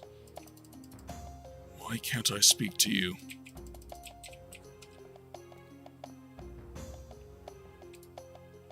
Okay, that's not broken.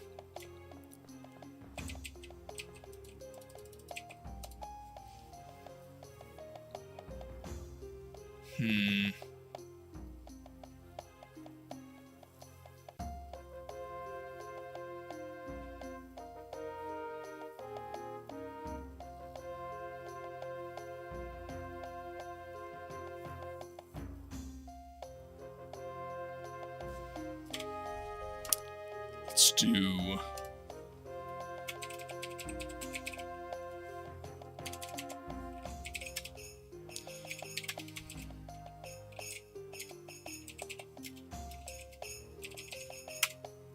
Okay, that's 25 for seed. Let's go to this save. Okay, that's the 24th of first seed.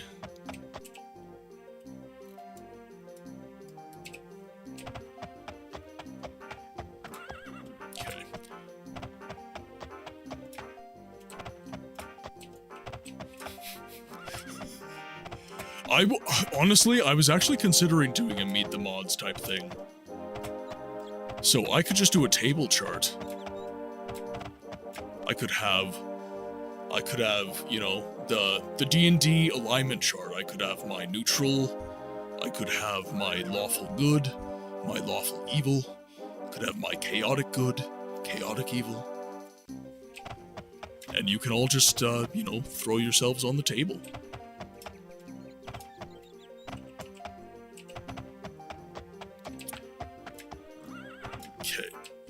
Head back to Charlton, and I want to see if he's going to be there. That's going to be the main question for me. Is he going to be there?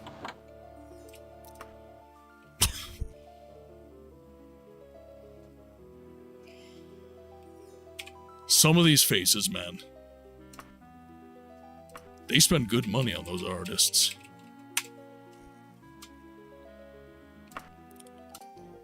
I would very much like to fast travel to Charlton. Right. To the palace!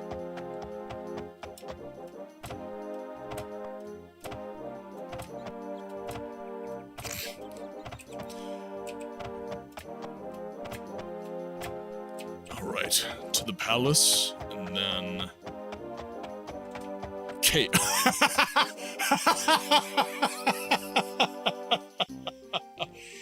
Do you have a card?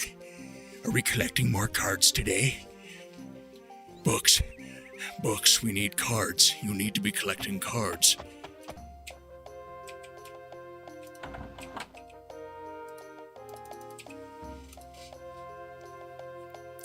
Okay, now I'm really confused.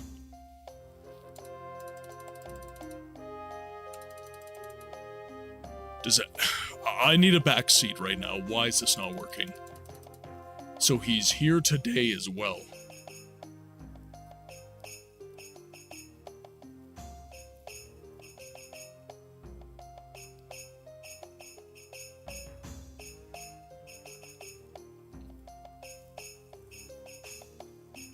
Oh, I see. Yeah, Banana, stay safe, please. Stay safe. But as ever, it is great to have you in the stream. I hope everything is well, and we'll see you on the next one, my friend. We'll see you on the next one. It was good to see you.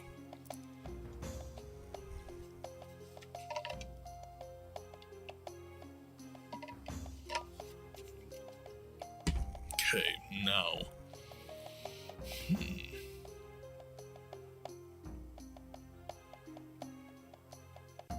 Ogre, thank you for the stream streak. And actually, everybody. I saw Font Crimes had a 30 stream streak. We had Ogre with a 3 stream. I'm pretty sure Dev and Dragon are at like 50 at this point. Thank you guys so much for the support. Thank you so much.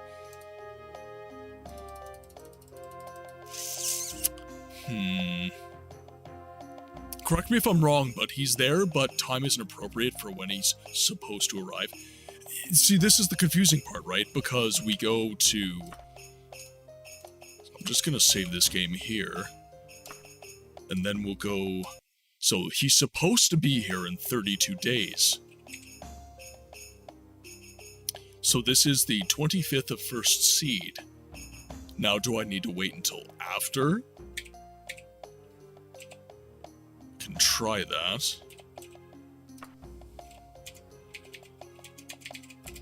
Can loiter for 12 hours.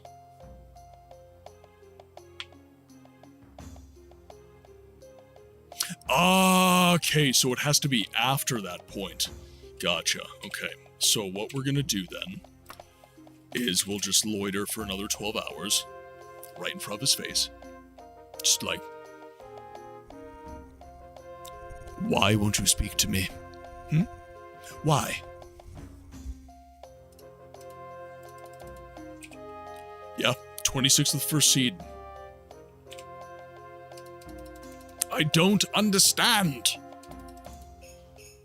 Okay, let's wait more, I guess.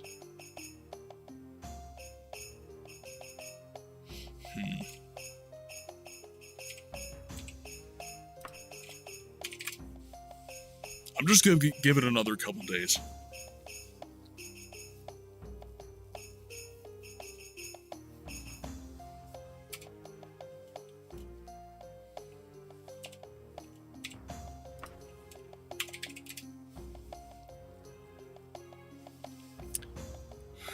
We might have to go outside to, like, reset the building.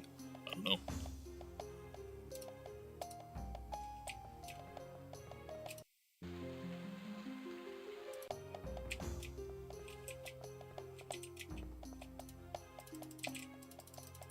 Nope. Nope. Let's see. So why can't I speak to you?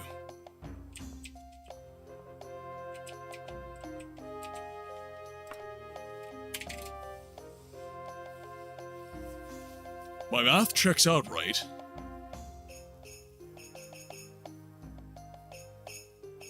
Do I not... Is that what it is? One sec.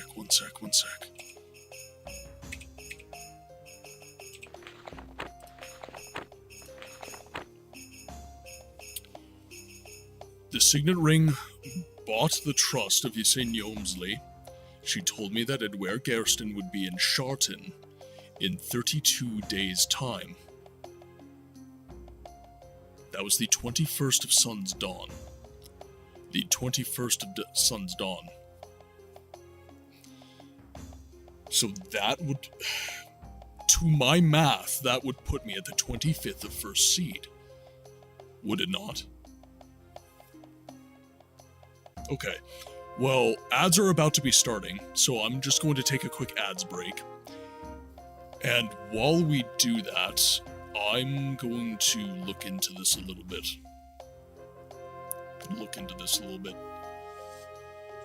Because for all intents and purposes, he should be...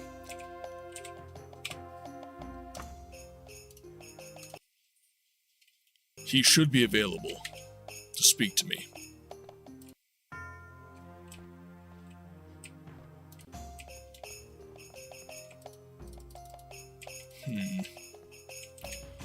Alright, well, we're gonna hang out in here so nothing bad happens to us. Guys, I will leave you with the clips, and we will see you after some ads.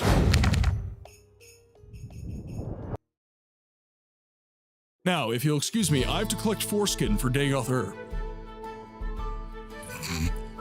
Vivek mole-egged his ball.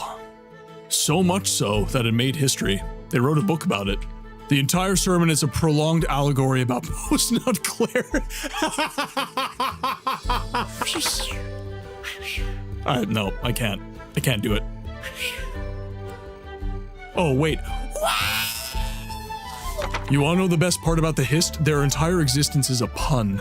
They're arboreal appearing entities that exist outside of space-time. They see all the timeline, forward and backward. They're Hist trees.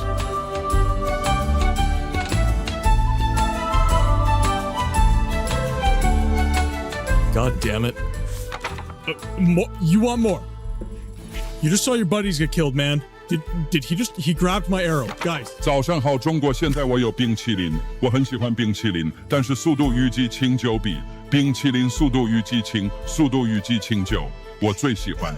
所以现在是音乐时间，准备1、2、3。2个礼拜以后，速度与激情9 Action 3。不要忘记，不要错，国际的去电影院看《速度与激情9》，因为非常好，电影动作非常好，差不多一样。冰淇淋再见。Come at me, scrub lords, I'm ripped. Okay.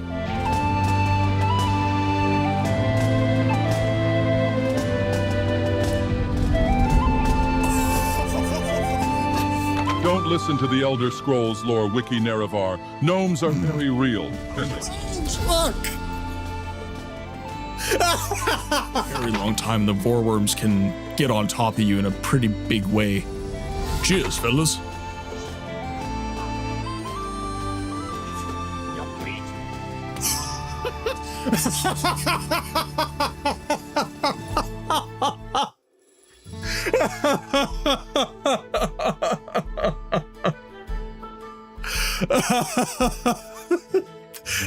They don't want the smoke.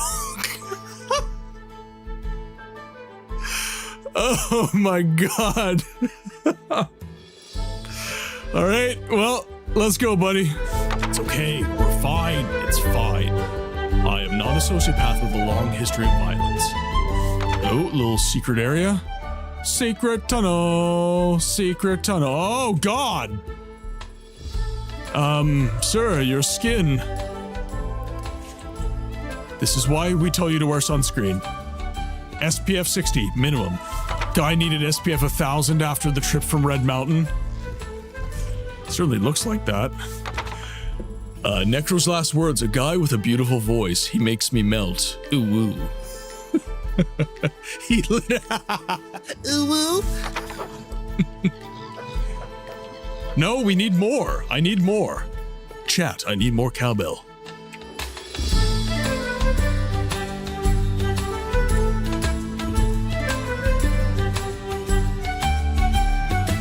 Lead them to Balmora? All right, that's enough of that kind of stuff.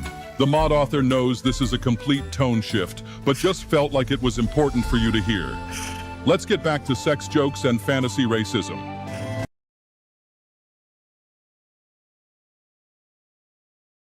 Now, if you'll excuse me, I have to collect foreskin for Dagoth.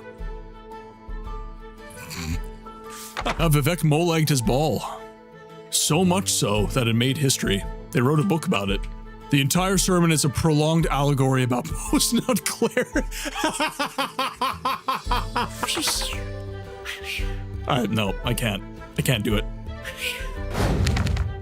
Oh, wait.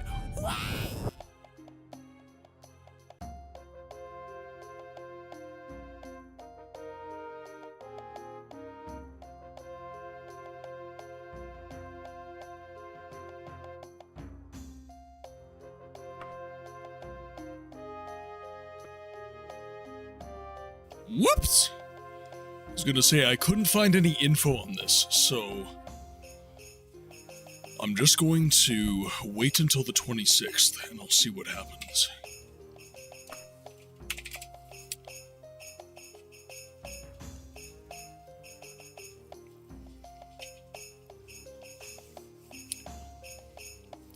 Okay, gotcha. So in that case, what we will do, so I am still the 24th.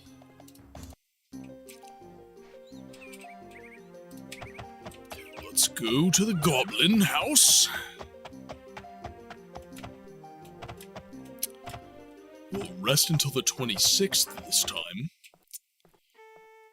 And then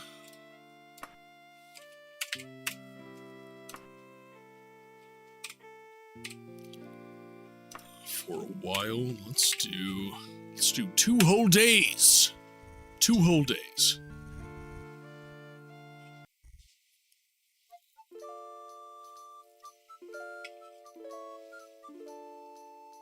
And hopefully this is not too buggy.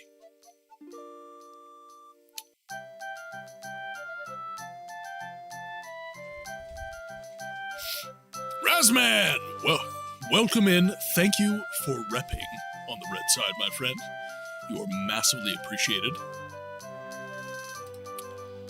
I mean, you've seen what he does in those dungeons. He's had a rager for months. He's had a month-long rager.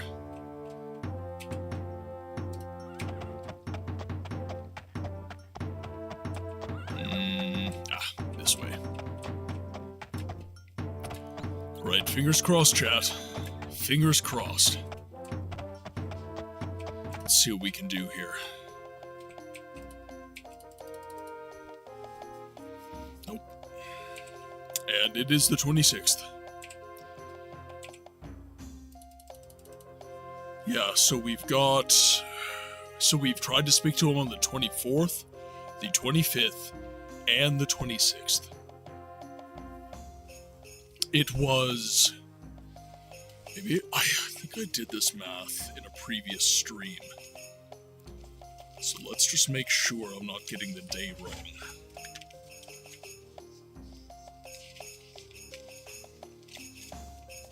This is why I do my notes. 32 days. Masera. Welcome in, Conan. I hope you're having a good day. Month-long ragers. Woo! Must have been a heck of a party. Anyway. Welcome in, Conan. I hope you're having a good day. What are you up to, my friend? I think you were streaming earlier, no? Guys, if you're not following Conan, please do. He is a fellow taffer, as he likes to say. And he does a lot of very lore-oriented content, which is content after my own heart. So 32.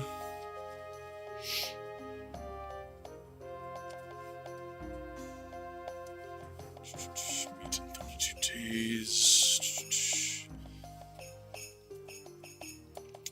6. Proceed Sentinel.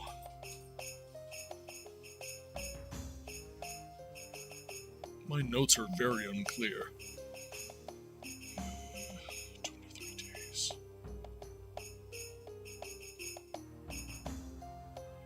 Yeah, okay, no, that makes sense. That makes complete sense.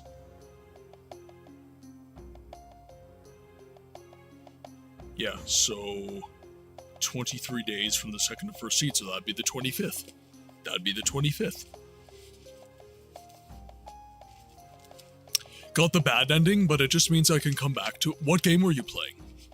Are you going by dialogue or by logbook date? Apparently they're different. The logbook one is correct. I was going by the logbook, I think? I was going by this date, right here.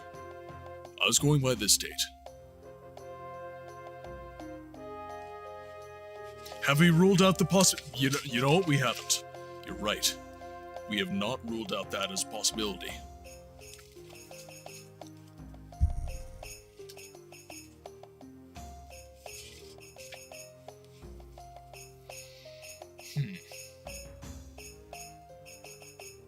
So is this the logbook date, or... Because I know this... Oh, wait. Mages Guild of Merchester, Longberry, Elaine Murcraft, Staying in Place Bucketsmith Residence. Okay, these are all finished quests. This is my notebook right here.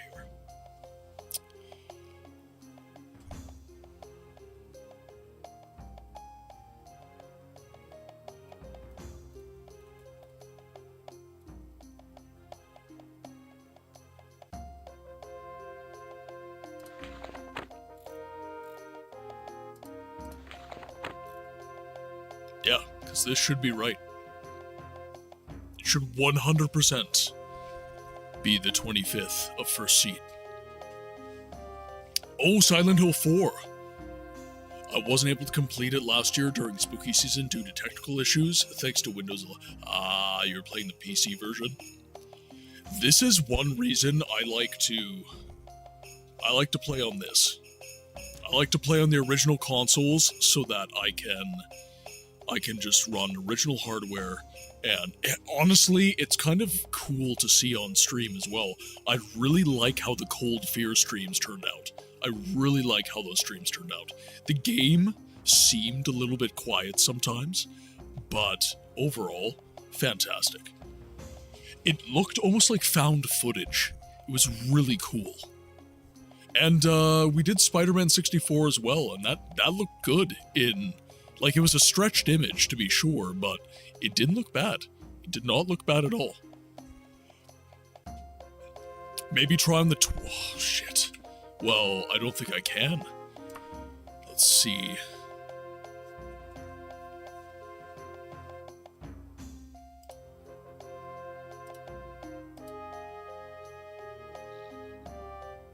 So this is the 23rd of First Seed.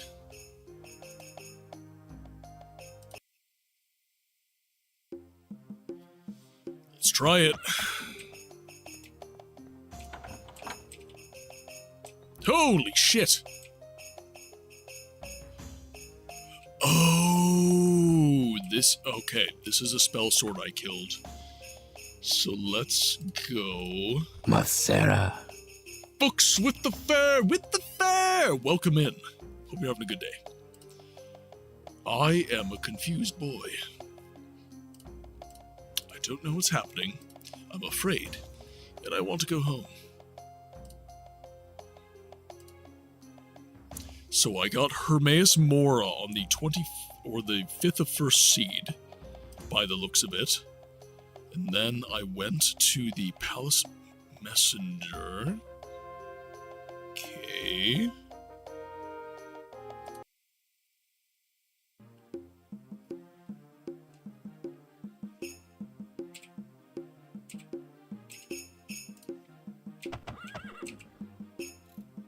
Okay, I'm in Chardon. It is the 23rd, and he won't speak to me. Did I speak to him? I swear to God I spoke to him. I just can't remember if I spoke to him and then decided to go to another save to do Hermaeus Mora's stuff. That's why I'm confused. Razman, I feel like I'm getting old since I tend to sleep like 4 to 6 hours at a time and feel totally refreshed for a good 8 hours or so. Another 4 hours is needed at some point, some days. Well, this is 100% a result of getting older. You start to sleep less during the night, and you'll take naps during the day. Everybody has stories of their grandparents doing this. Enjoy the lurk, dragon.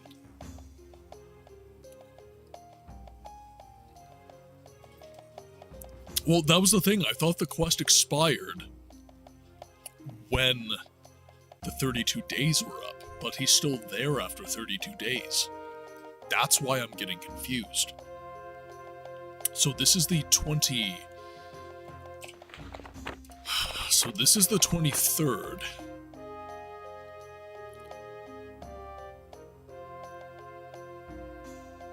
So we still have...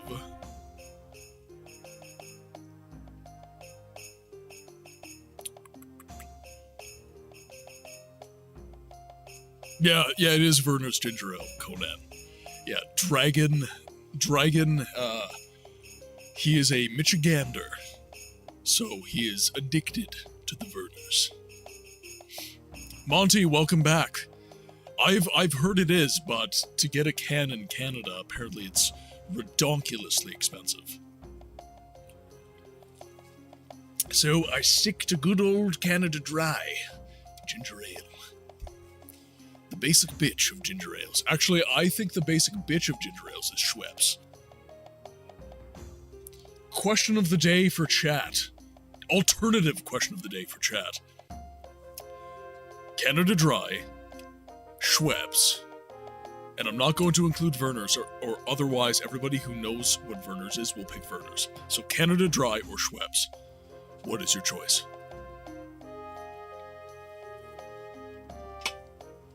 Your choice, ginger ale. Let's see.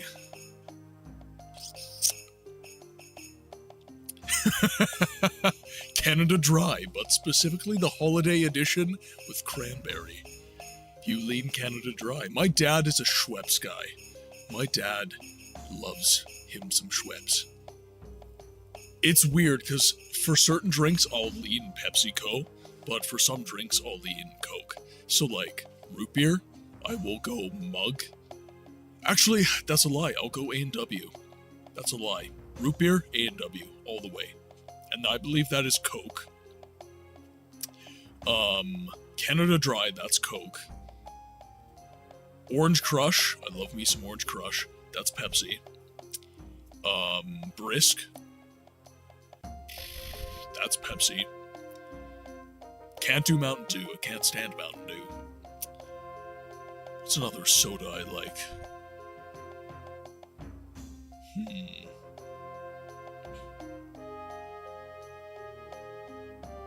Why am I blanking? Oh, yes, there's 7... Was it 7-Up? Or Sprite? I would lean Sprite. Mug on the cheap day when I want the good shit? Ooh, okay. Fur? Yes. Yes.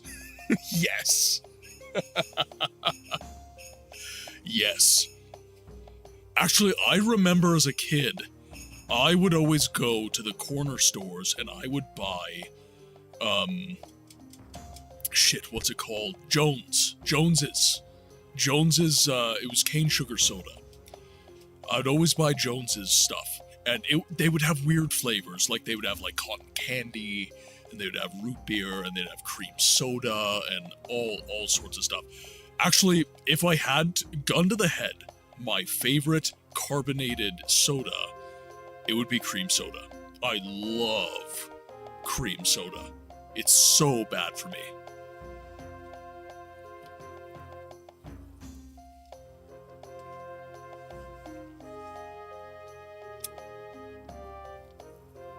Yeah, I'm not entirely sure at all. Dragon, we were just talking about how Werner's is the best drink in the world. Cheer wine. Cheer wine. I'll look this up. Cheer wine.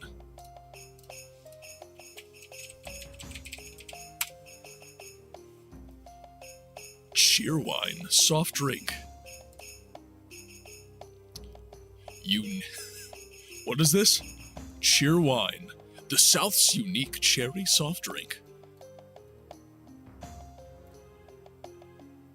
How did I not see this when I lived in Oklahoma? I probably thought it was beer, to be completely honest, looking at the can. This looks really yummy. Actually, this looks really good. This looks really good. Okay, chat.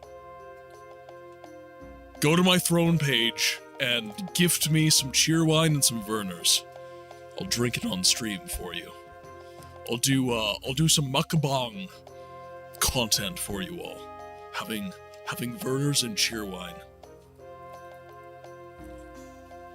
Some dad's root beer.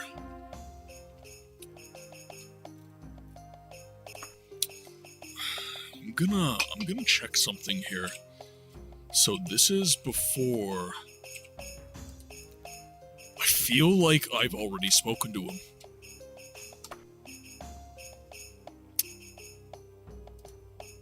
But if I already spoke to him, then the quest would be gone. So here, let's go to this save. Okay, he's not speaking to us, whatever. Let's go to Daggerfall.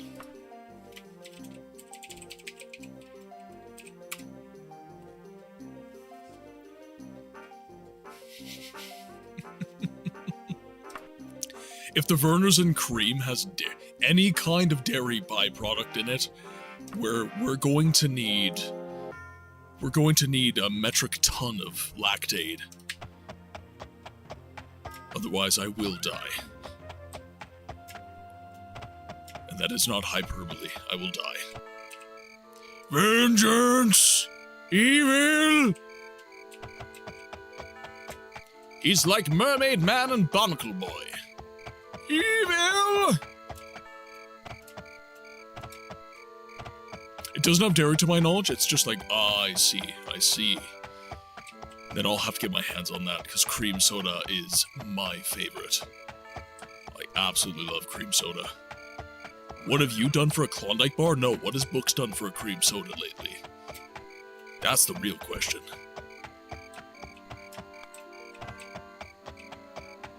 Fuck a Klondike bar.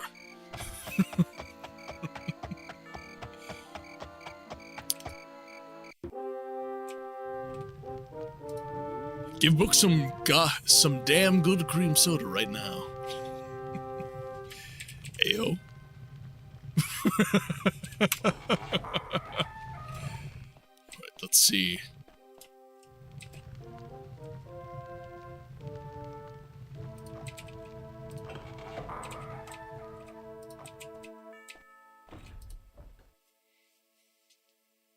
Ah, okay. Okay, we did speak to him. It's weird because I can only drink Vernors on ice, but I can drink the Vernors with cream at room. Yeah, I just think, yeah, like canned soda, very, very much so. Like, room temperature, completely fine. But I think it's because, like, the fact it's in metal cools it down a little bit. And in glass, I would say. But to me, a chilled soda is always better. Throw it in the fridge, leave it there for a day, then have a drink. Ah, now it makes sense. Uriel Septim addressed the message to the Queen of Daggerfall when he sent it. I was the Queen. By the time it arrived, my dear Lysandus was dead, and Abki was Queen. We must find out what was in that letter. I've never trusted Abki. Yesterday, I received a letter from Princess Morgaya of Wayrest, claiming to know something of the Emperor's letter. Now there is a family that seethes under the rule of the Emperor. Return to me. Oh, now there is a family that seethes under the rule of the Emperor. Return to me if you find out who has the Emperor's letter. For now, you have proven yourself to me, Saivaris II. Keep the bracelet as a token of my gratitude. I've no desire to own anything of Apki's anymore.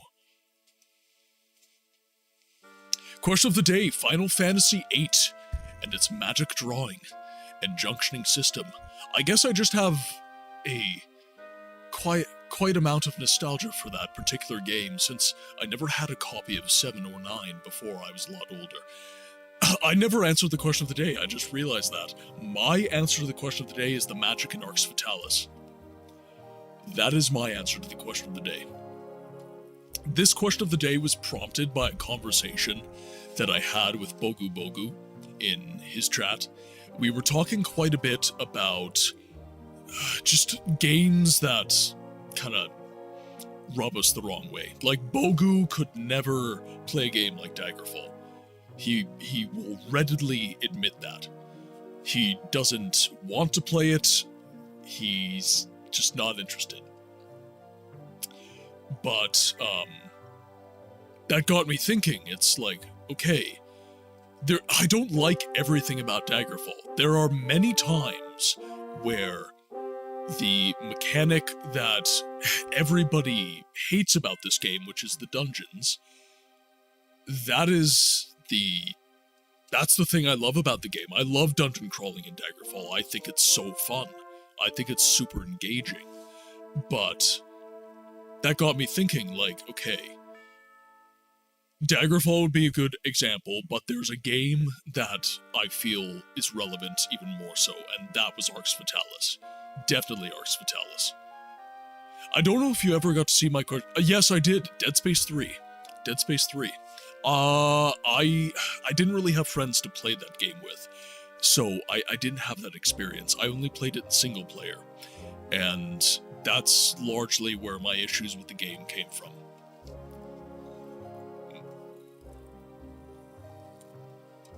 I almost spilled soda all over myself. Thank you for the bracelet, my queen. So Morgaya says Gartwog has the Emperor's letter. Very interesting. I think I have a way to get Gartwog to turn over that letter. Are you willing to brave the depths of Orsinium to try and retrieve it? Yes. Gartwog wants very badly to be recognized by the Empire. It would mean the beginning of peace between the Orcs and the other races of the Empire. Present this letter to Gartwog. Hopefully, it will persuade him to cooperate.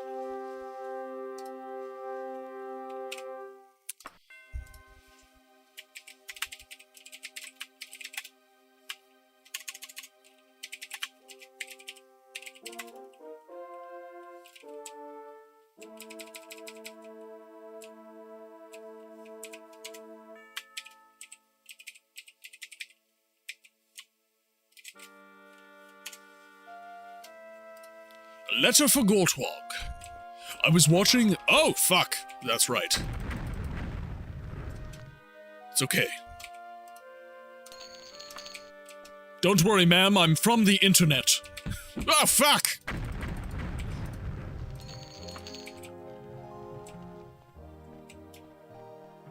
Let's go, bitch. You want some too? I'll take all y'all down, I don't care! I'm an Altmer on the edge!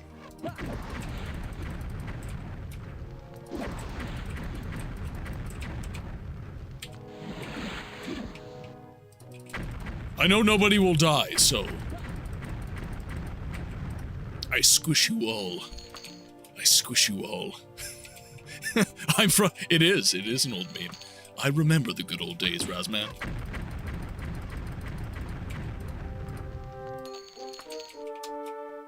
I need gold, so this is perfect for me, actually. Give me all your gold. Empty your wallets! Put the money in the bag, right now. You think I'm joking? I was watching Sony State of Play with my friend. Yes, the one I was trying to get to play older games. And we saw this pixelated game after seeing Rayman Anniversary Edition. My friend proceeds to say, I can understand Rayman since it's been around for a long time, but who asked for this game? This isn't the 90s anymore, no one wants games like this. I'm going to attack this man. It's not true. It's simply not true. There are so many people that want games like that. There are so many people that yearn for a simpler style of game. I often say this, Monty. There are so many players out there that if you're looking for a new game, and by new game I mean mechanically new, mechanically different from everything else that you're playing. Play an old game. Play an old game. If you want to feel like you're on the Wild West, the bleeding edge of innovation, go back to like the earliest games made, and then you can make your way to newer games. Gabatwon Gaming. Old games. Ew. Depends on the old game you're playing. Pong? Ew. Gav, how are you doing, my friend? Could I please get a shout out for Gabatwon Gaming? Friends, if you don't know, Gavatron and Lampcore were making a push for partner recently, and if I'm not mistaken, they were successful.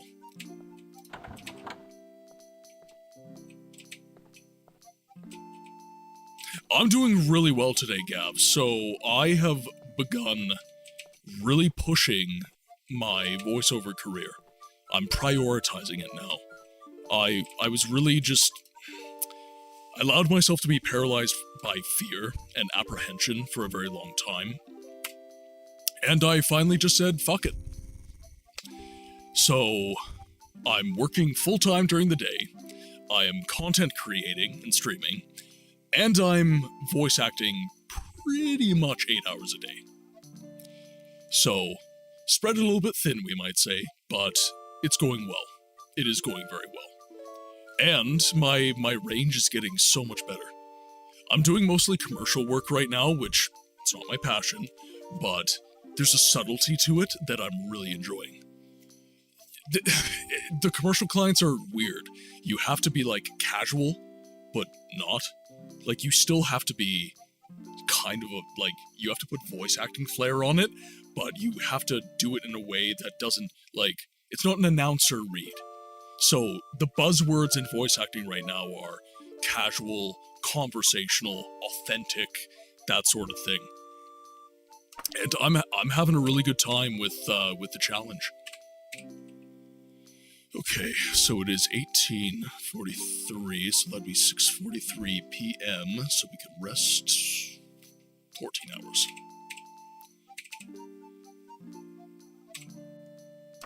Let's rest 14 hours. I hope to be as productive as you when I'm back on the ADHD and sleep medic. Yeah, so what is, I've never heard of your condition before. Does it mean that you have, your sleep onset is, fucked up, or what is... I don't know what the... I guess I could have just looked it up on WebMD if I really wanted to, but...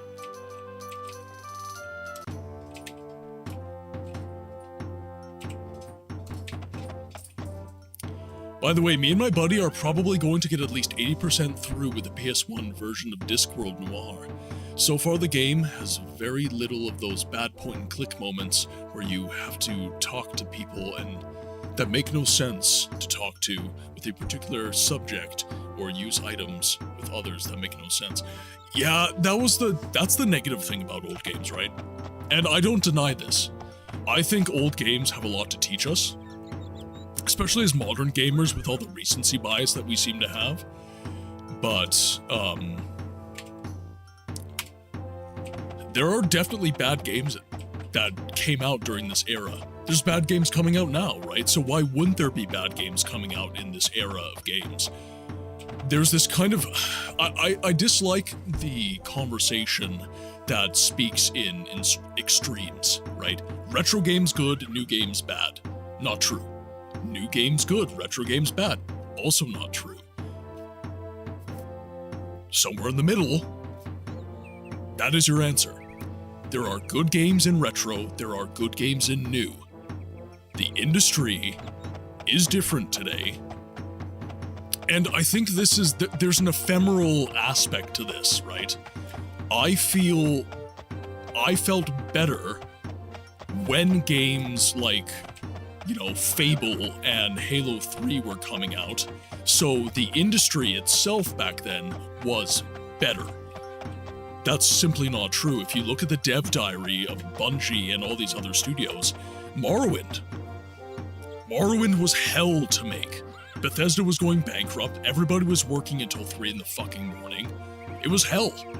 It was literally awful to make that game. The industry is no worse than it has ever been. It is the economic landscape that people are having to operate in, and it is the fact that games are having to compete with social media. That's the difference. The monetization structures are different now. Old games just show that you don't need crazy graphics to make a good game. That is true to a point. That is true to a point. The dev team of Morrowind also shrunk down to like 6 people at the worst of it. Yeah, people were getting fired because they could not be paid. Didn't Hideo Kojima make Metal Gear Solid when the studio was closed at night? He slept in the office. Yeah. But think about the level of... Okay, so I do want to point this out. So, think about the level of passion required to do that. When you suffer to make your art, when Hideo Kojima sleeps in his office to make Metal Gear Solid, when Bethesda goes down to 6 devs that are staying up until 3 in the morning to get Morrowind finished, there is a level of passion that kind of borders on psychosis. It's literally, you have to be a little bit nuts to pull that level of effort into something. You feel that in the end result. You do. It's just like music from a tortured artist. The lyrics hit that much harder, the notes hit that much harder, because there is emotion in that thing. Now, at a human level, I don't want people to have to suffer to make their art. I don't want that to be a thing, but it is a truism that when you do suffer for your art, it affects it. And some of the best games ever made are some of the games that were suffered for the most. 100%. Bethesda was insane to put out 2 unfinished games which split the team of Morrowind in half twice. Yep. But they keep doing it. They keep doing it. I wonder who was at Bethesda at the time that there might be something in common. Oh, was it? There's a guy, I think his name's Todd. Yeah, I think his name's Todd. He seems to really like splitting teams up during development of important games. Yeah.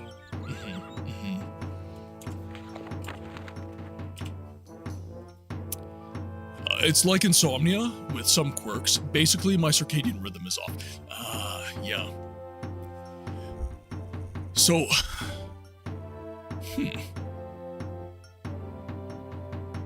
Insomnia with some quirks. I wonder why I never got to study that. I studied psychology, Gav. So I'm just curious as to why not. Or why, pardon me, I'm misspeaking, why that didn't come up. Because that sounds like, I took abnormal psychology as well, so there was lots of conditions that they don't normally get talked about that were covered during that course, and I'm surprised that that wasn't, because that sounds interesting. I mean, it's probably not interesting to live with, but I did like studying stuff like that. I suggested earlier that the conversation we had prior to Eternal's raid, that would be fun to have those bi-weekly history streams, as I put it. That way it gives you a reason to play Redguard. Yes, actually, okay, so this is a good opportunity to speak about this. So let's fast travel to Orsinium, just so we can say that we're doing something.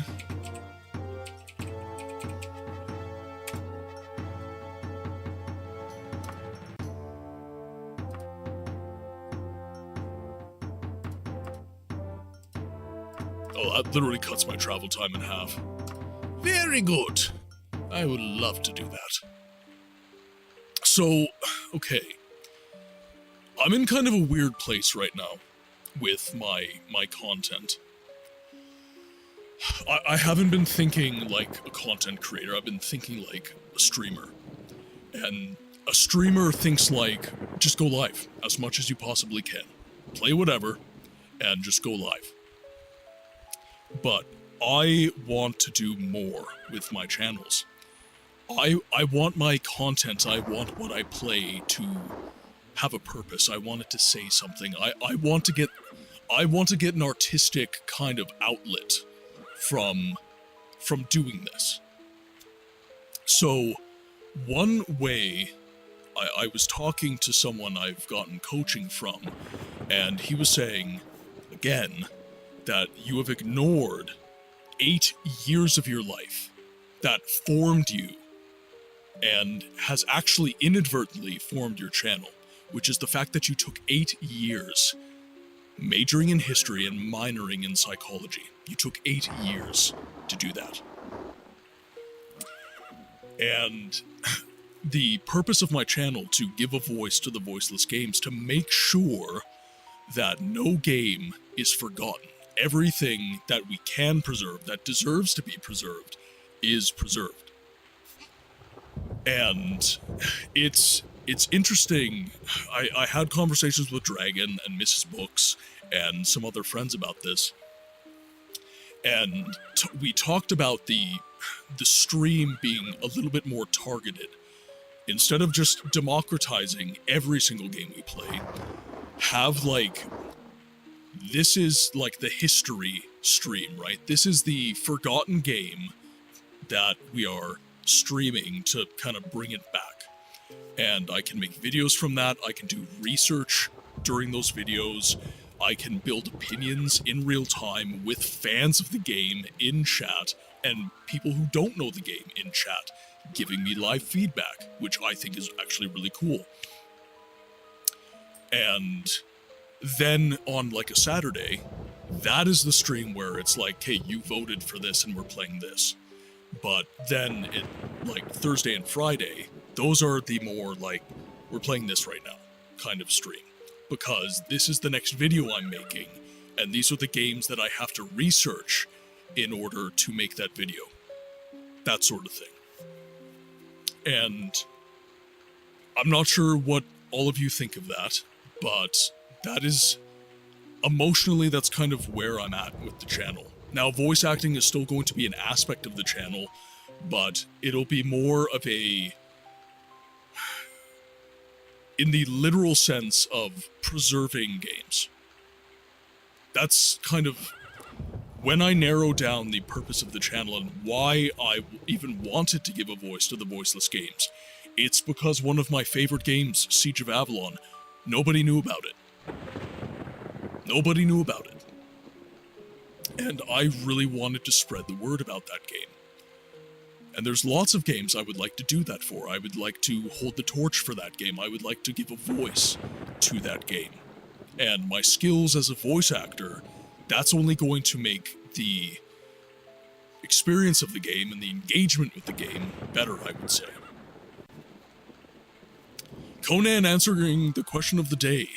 This is a tough one, but I'll say Dark Souls 2. Folks hated the adaptation stat, but that thing makes items serve more purpose with some quick uses.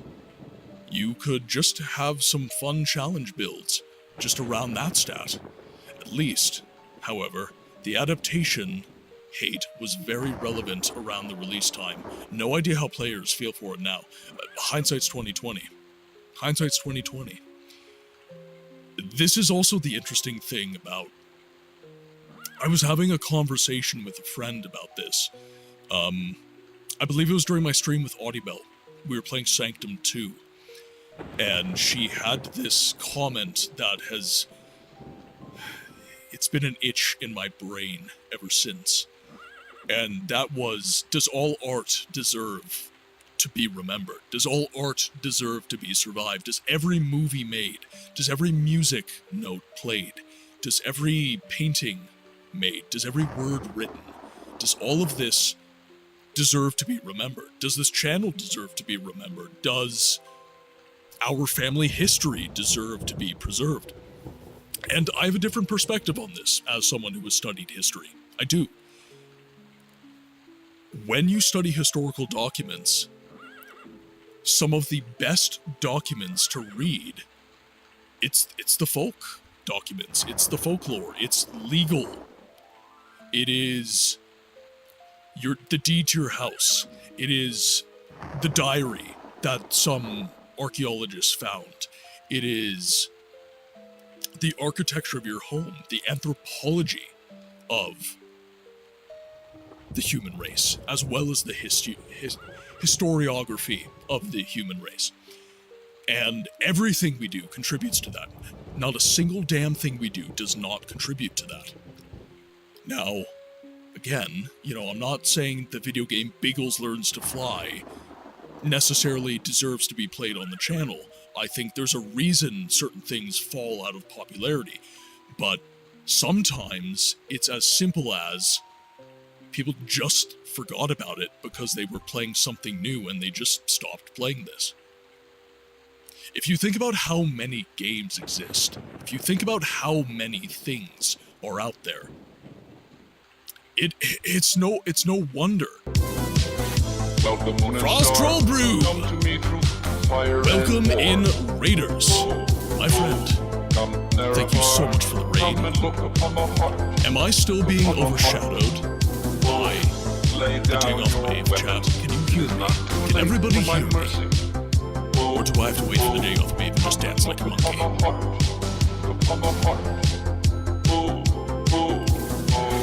I'm a god. How can you kill a god? What a grand and intoxicating innocence. That's all I'm a god. How can you kill a god? Shame on you, sweet I'm a god. I'm a god. Raiders, you will forgive me, I have a new tagline, so my eyes will be up here as I read it, and I make sure that I make no mistakes. Raiders, welcome to the game library, where we give a voice to the voiceless games. My name is Martin. I'm a trained historian and now a professional voice actor. In my channel, we focus on games that have either passed their heyday or never found it, with the intention of preserving these games for the ages. In the games with little to no voiceover, I provide the voice acting live to make it more interesting for new consumers. Frost, thank you so much for the raid. If you have to raid and run, please don't let me stop you. Get your food, water, sleep, whatever it is you need. Take care of yourself, my friend. But if you're hanging out, we are playing some Daggerfall today. I killed Cthulhu and now I feel bad. What were you playing? Oh, it was Doom the Dark Ages. Doom the Dark Ages. How do you like that game? I've heard mixed reviews and I've yet to play it. I heard the soundtrack doesn't go as hard as other Doom games. Now, I will say Doom, the first Doom remake, the 2016 Doom, I think the soundtrack went super hard in that one. Doom Eternal was good, but a little less hardcore than the first game. And from what I have heard of Dark Ages soundtrack, it does seem to be a little bit more under the radar, shall we say. Whereas Doom 2016 soundtrack grabbed you by the face skin and tore it off.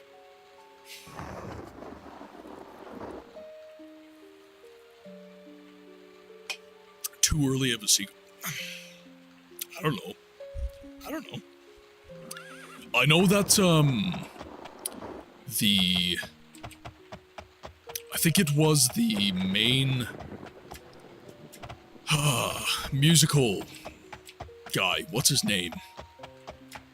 He made all the music for Doom 2016 and Eternal. And I think that he screwed the devs over, I think is what it was. Oh my god, leave me alone, you orcish pigs! I mean, friends. So, Manisra seeks to sweet-talk me. Bah! Her letter is of no value to me anymore. She may have it. However, my people may not be so lenient towards a high elf wandering the halls of Orsinium. If you can survive my realm and find the letter, you may take it back to her. I will also consider you to be a worthy high elf. Alright, let's survive your realm.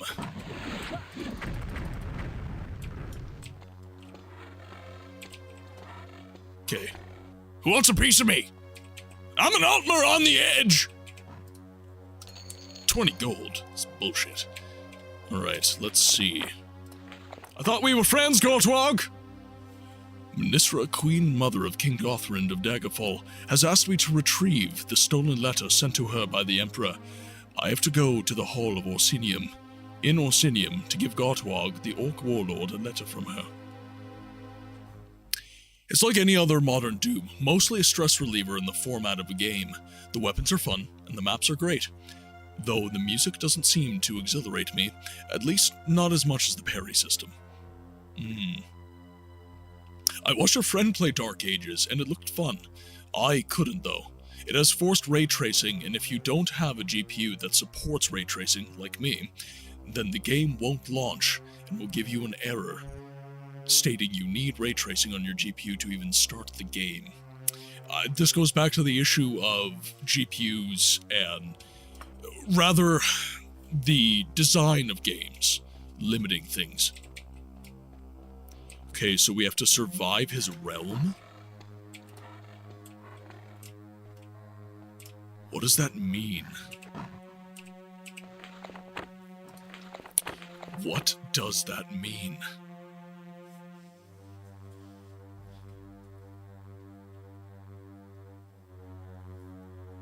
Mnisra, Queen Mother of Queen Gothrend of Daggerfall, has asked me to retrieve the stolen letter sent to her by the Emperor. I have to go to the Hall of Orsinium in Orsinium to give Gortwog, the Orc Warlord, a letter from her. This is the main quest, yeah. We're finding the letter.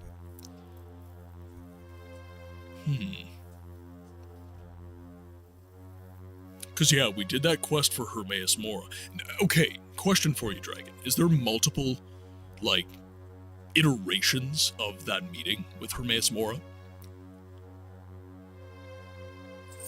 Like, basically, can I meet him more than once, is what I'm saying.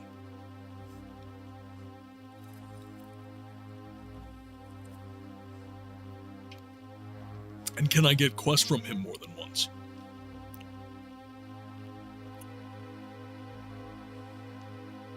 I have to go to the Hall of Orsinium and give Gortwog, the Orc Warlord, a letter from her. So he said I have to survive his realm.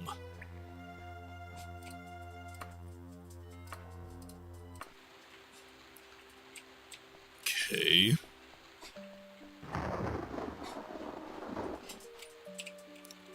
So I don't know, just go back to Daggerfall.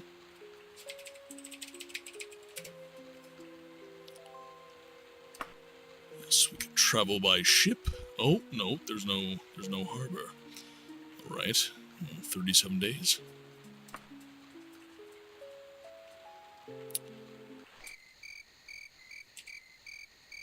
Shit. All right, Yam Bam, keep me safe. Yam Bams and Cranberry, hooray!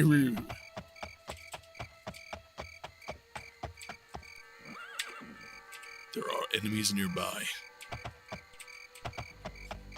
Where's the bad touch? Bad touch? I really should get like a Mage Light spell. I can't see shit! Right, I got hit. There's an arrow-wielding bastard somewhere, and there he is. There you are!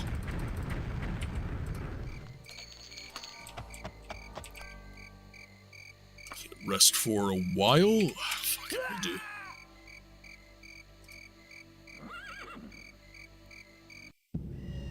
Oh, I got poisoned.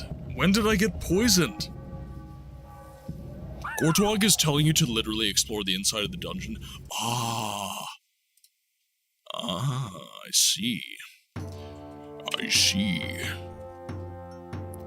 Alright, Gortwog, let's play your little game.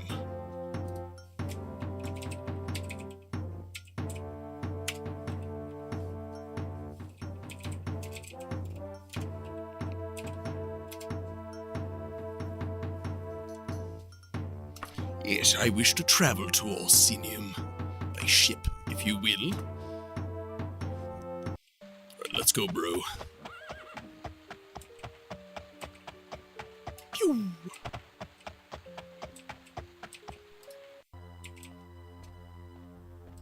Alright, time to die, punk ass.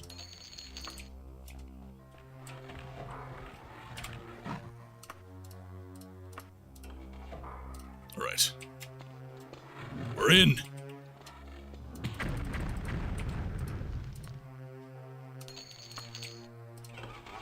Oh, shit. Hello. Sorry, shaman. Right, we have to survive his realm. You fucked up, bro. I'm the most powerful wizard in all of the land. My name is T.E.S the Second.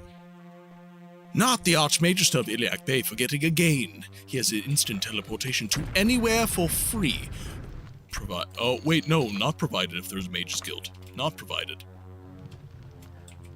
Maybe he likes to see the sidestep.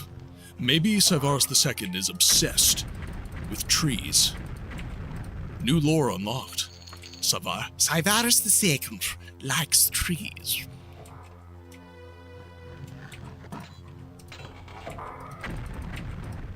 I am fucking these orcs up. Jeez. Jeez Louise. Alright. Is that it? Okay, that's a bit of a dead end. Ooh.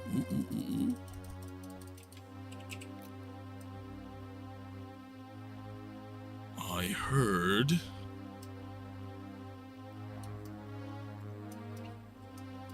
Secret tunnel music intensifies. Secret tunnel through the mountain. Secret tunnel. Love me a secret tunnel. Fucking best. In the words of the great Nacho Libre, it's the best. I love it. It's fantastic. God, I'm squishing these guys. This is not even sporting. It's a master of destruction magic. My favorite part of that entire exchange was just like...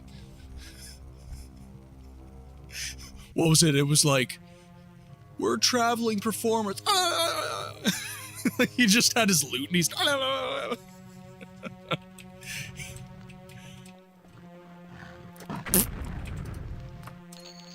God, I'm so broken. I am... Oh my... What the fuck? Oh, nice kitty. They got saber-tooth tigers. Well, luckily for me, I've got Fireball. Fireball trumps Tiger. Any day of the week. Olibel, welcome in. Hope you're having a good day. Ah! I squish you.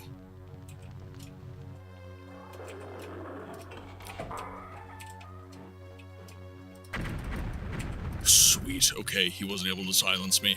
Ooh, nectar. You installed the patch that turns spiders into tide. No, I didn't, actually. I didn't. Or maybe when I activated all my... That might have been what happened, actually. I activated my mods. I had some mods that were not active.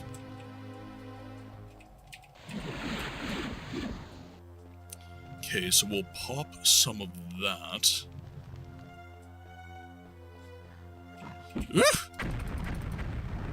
That was a cheap shot.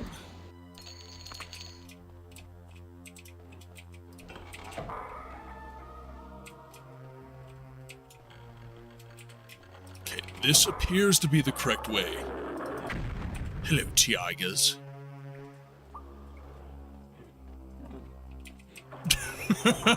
Absolute cinema.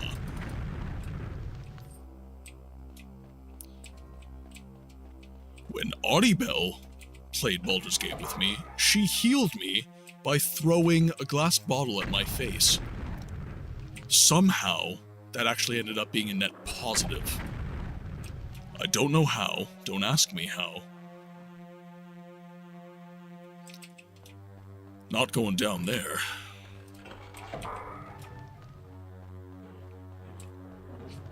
God, I'm so fast now. Wow, it's almost like Dev told me to level up speed or something. Ooh, hello. You bring up Avatar: The Last Airbender, you reminded me of my favorite scene with Toph putting down Sokka for not being in bed. I can still fight! I didn't really count you on account of you not being a bender and all. So good. So good. My favorite show ever. Love that show. It's just, the animation was perfect. Was absolutely perfect. I gotta find that. I gotta find that, actually.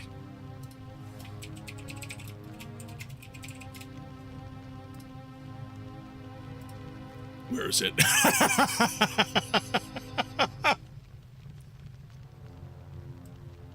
Here it is. Oh, God. Oh, it's perfect. It's just the absolute frickin' best. It is the absolute best. Which one? Which one is it? Here. I'll do it over here.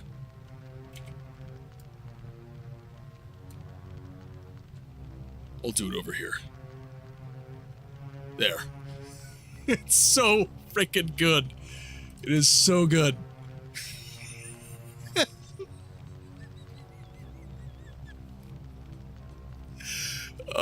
Absolutely perfect. Absolutely perfect. Not one flaw.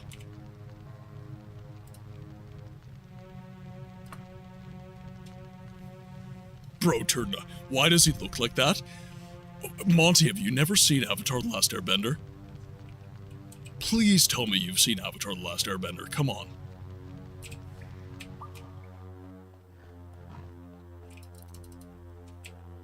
I'm getting for red. Hooray! I'm getting ready for bed soon. Why are you going to bed early?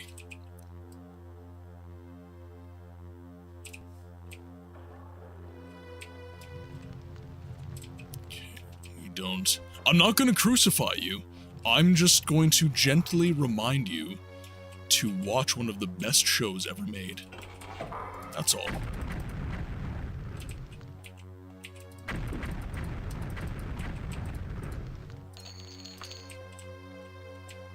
I've been sleepy all week too, Audie. I don't know why.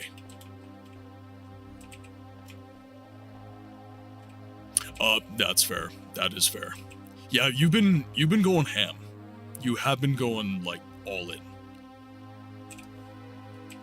So the rest is well deserved. Very well deserved. Yeah. Hello. Where did you come from, friend? It matters not. You're dead.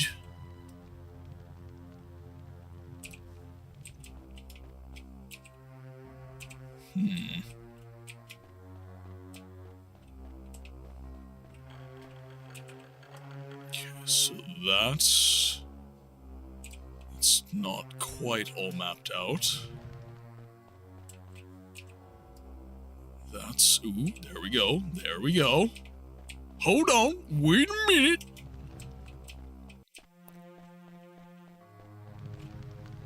Where is it? Where is it? Ah, right there. Ask and you shall, ooh. Hello, hello, hello.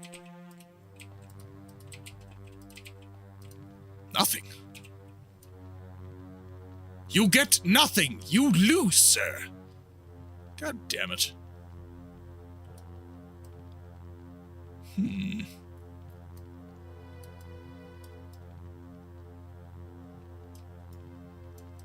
I'm assuming.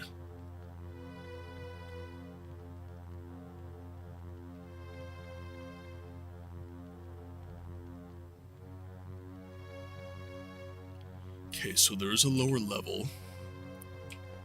I haven't been everywhere. these are just pillars. So I'm going to have to make my way back. You know, they reveal the next avatar and show with that Avatar Pavi, living in a world where everything related to the show's original run was destroyed and the avatar is considered a doomsday device. So there's a tendency in modern day writing. I'm actually thinking of talking about this, right? Because when you talk about any sort of preservation effort, any sort of game preservation, the inclination is to talk about, especially today, right? And this shouldn't be the conversation. There have been changes to media. This is undeniable. There have been changes to media. And with those changes, there's different nomenclature tendencies, there's different writing tropes, all this different stuff. And something that is a tendency in modern day writing is revisionism. So when you have something that is great, when you have something that's really, really, really good, there is this tendency to feel like you need to delete that so that you can show your writing chops are better. That's what it feels like to me. The new Fable, I was reading up on Playground Games' choices in naming the game Fable instead of like Fable 4 or, you know, Fable Eternal or whatever the hell you could have named it. And they basically said it's been many years since the last Fable was released, and we didn't want to be burdened by the legacy of the previous game. That's what was brought up. And I think what Playground Games is wanting to do is they're wanting to inspire their game with the original Fable material, but they're not necessarily looking to make a game that adds to that universe. They're trying to make their own universe. And I'm seeing this lots in all sorts of different kinds of genres. So what you just said about Avatar, you know, this new Avatar being considered a doomsday device, the times have changed and all that, basically everything from the original series has kind of been revised, deleted, whatever. I think it's an attempt at shock and awe, right? Because the original show has such a cemented memory in everyone's mind. When you think Avatar, you're thinking of Aang. You're not thinking of Korra. You're not thinking of any of these other characters. You're thinking of Aang, Katara, Sokka, Zuko, and Toph. You're thinking of the gang. AA. And I think that there's going to be, in future iterations of the Avatar universe, which there seems to be an appetite for, you're going to see revisionism, and you're going to see shock and awe tactics that are trying to, I guess, prove the clout of these writers. Like, yeah, we can make a show that's better than the original Avatar. I'm not sure that this should be the goal. I'm really not. I'm not certain that this should be the goal. You shouldn't be trying to necessarily make a show that's better. You should be trying to make a show that makes what came before feel like it meant something. Right? I'll take it back to Fable. Right? I'll take it back to Fable. When you were playing Fable 2 and you saw the ruins of Oakvale, there was a memory that you had, a fond memory of Oakvale and of Fable 1. So the writers in Fable 2 knew this. Yes, it's a ruin, but it meant something because there was a context there and it wasn't needless. It wasn't just, we're gonna shock you. We destroyed Oakvale. It was, time has passed, hero. The world has changed. It's different now. There's a treatment to these things, and it all comes down to the intention of the writing. That's what it comes down to. So I think that there's a lot of these shows that, again, they succumb to shock and awe tactics and they try to one-up their previous work. You should not be trying to one-up your previous work. What you should be trying to do is add value, add meaning to what came before. I should feel better about Avatar: The Last Airbender after watching Legend of Korra, and I do, but not for the reason the writers want me to. I feel better about Avatar: The Last Airbender this pizza without my drink? Because Legend of Korra sucked. Personally speaking, I think it was a bad show. I think that a lot of the writing was misguided, and there were a lot of issues and holes in that writing. But they very easily could have made me feel better about the source material and drawn at my heartstrings with the source material. And there were kernels of greatness in Legend of Korra. There were little moments where it was just like, oh fuck, like this, like give me this. But honestly, like I have trouble just seeing through season 1 of that show. I gotta be real. Yeah, I don't know. Let me know what you guys think. Okay, that's pointless. Sheridan, welcome in. Hope you're having a good day. Hope you're having a great week. So, and by the way, guys, I'm sorry that the schedule's changed.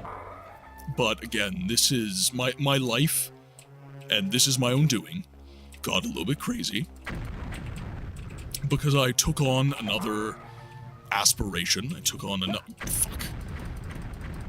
another job, basically, trying to make myself into a voice actor with the hopes of maybe one day going full-time with it. And I had to dial something back. Yo, chat, nothing? Chat deserves nothing. No, you guys are my community. And you guys have fostered this place into a place of great meaning for me. And an artistic outlet that I didn't have. And I think that including you guys in this monumental change is important. I think it's essential that you guys know what I'm doing within my voiceover aspirations, and that is so you understand if I cut hours, if I'm not able to make a stream because I've got a deadline and stuff like that. You're not going to be sat there thinking that I don't care about the stream anymore. Because I do. It means a lot to me. And when I say that I'm not going anywhere, I mean it. The only thing about Korra that was good was making her bi, but I also equally hate that because my bi representation sucks. Yeah, I mean, it's kind of like that. I'm not gonna lie, Audie, that felt very tacked on. Like, a lot of that writing did not feel earned. And I think that was the overarching theme in Legend of Korra for me, was that nothing in that show felt earned. Korra, right out the gate, just best bender ever, had all the bending, just no struggle at all, and, you know, yeah, anyways. And that was with the intention of making her losing the Avatar state feel like this massive, you know, gut punch, and it was. But, again, not for the reasons the writers intended. not for the reasons the writers intended. It hit because it sucked. No, you're right, and what pissed me off, make her... See, Korra was never, like, really a... Jeez. Getting my shit kicked in. Gonna have to rest soon. I need more magicka.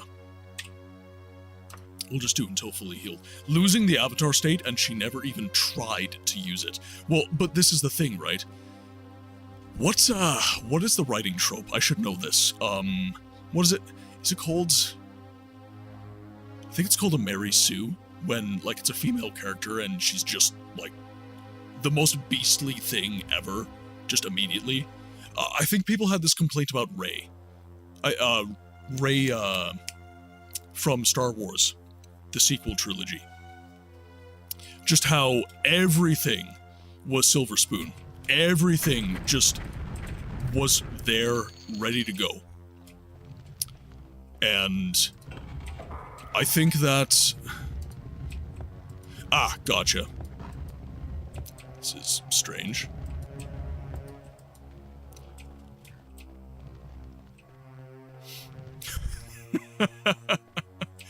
Well, and that takes me back to the Katara line, when Aang kinda beat her at waterbending earlier on. Suck it in for that, yeah, exactly. It was just like, oh, I'm so sorry you're so naturally gifted. That's how I felt about Korra. Like, she's just a horribly, horribly written character. Nothing was earned. None of her romances were earned. None of her attitude and arrogance was earned. Like, it was just, from the gate,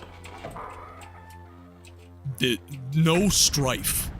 There was no raison d'etre. It's like, well, I have to learn airbending. Do you?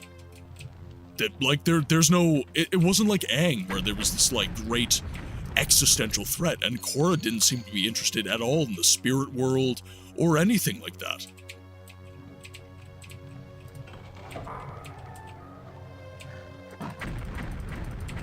Well, and actually, it wasn't until after the pilot that they knew they had 3 seasons. Like, that's your destiny to learn airbending? Boo-hoo. I hate her. I don't like Korra either. I just don't like badly written characters, if I'm being honest, but I don't think anyone should. Korra got crippled by Nickelodeon for Avatar. They knew that they were getting 3 seasons. They had the time to develop their story. With Korra, they got strung along for a season at a time, so they were forced to contain stories to a single season. I think that any show that does that deserves all the criticism they get. Because you should still write your story. There should be an intention there. And I'm like, you made Avatar The Last Airbender. You're getting more seasons. You are. Like, I understand the way the industry works, and it's a struggle. It is. But, like, be so for real right now. You were getting another season. Like, that was an excuse to kind of damage control for the criticism they got. There was going to be a 4th season of Avatar, and they had early storyboards, and it was scrapped in favor of the Avatar movie. Ooh. Sexy. Sexy, sexy loot piles. Oh my god, I'm gonna get over encumbered. No! No! Shit. God dang it. God dang it. Right. Can I...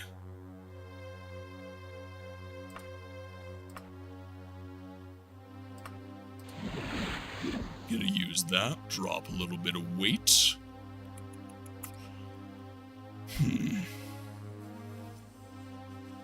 Oh, yeah, the M. Night Shyamalan movie. Yeah.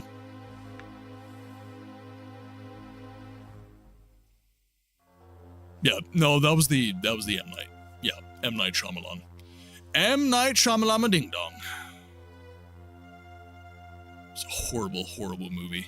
Never should have been made.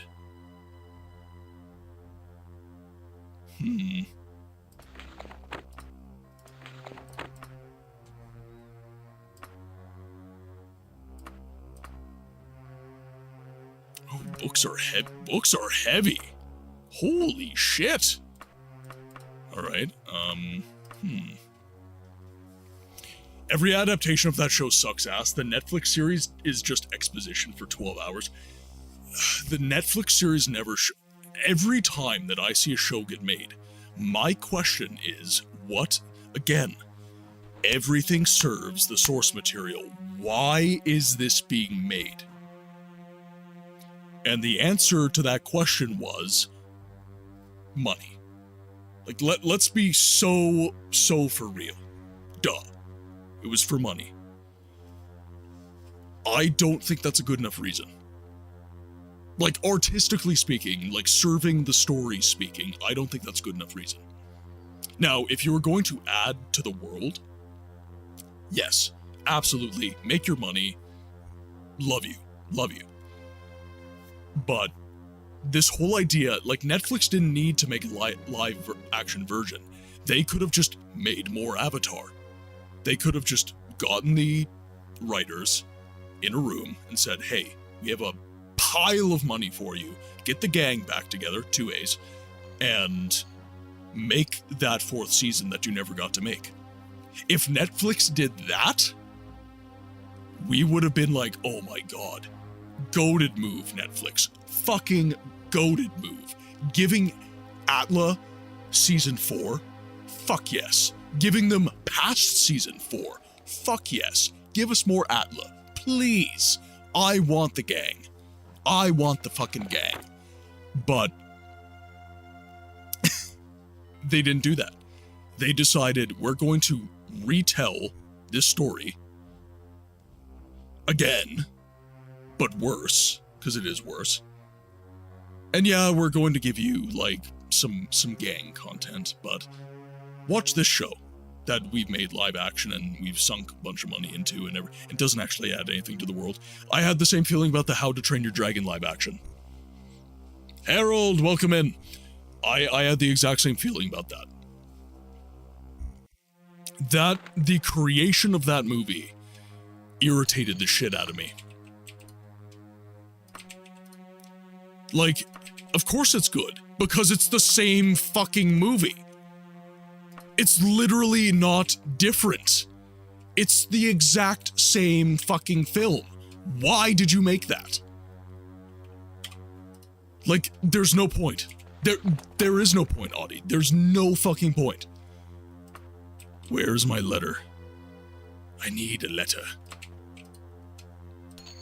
Give me the letter, Kronk. I can't give up my books. I need my books. There's so much gold in here, though. Fuck. It doesn't matter. Shit.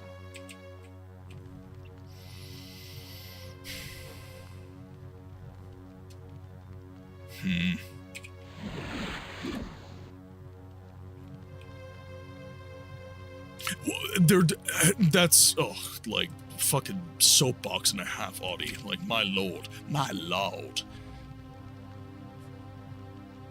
I see pilots all the time for... I'm on Casting Call Club all the time, and I'm not saying that there's world-changing ideas there, but every now and again there's a project that shows up on Casting Call Club, and I'm like, holy shit. Like, this is a really good story. This would be super cool. And it's like, why isn't there a job people just type pilot into the search engine and make phone? There should be. There 100% should be. But they want guarantees. They're like, we want guaranteed returns. And I want to be like, there's nothing that is guaranteed in life. Like, why are you... Help. There we go.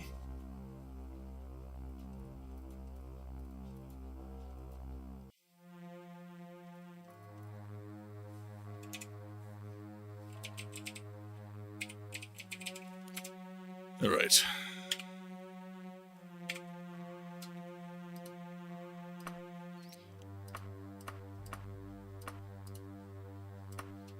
We're gonna throw all this shit on the wagon. It's all going into the wagon. Oh, nope. Need my spell book. Where's my spell book? I need my spell book. Hold on, wait a minute. There's my spell book. Okay, that can all go. That can all go. Alright, we weigh a little bit less. Now I'm mad right before bed too, shake my head. I'm sorry. I'm sorry, Audie, I didn't mean to upset you. But honestly, Audie, podcast. I'm being so for real at this point. Fucking podcast.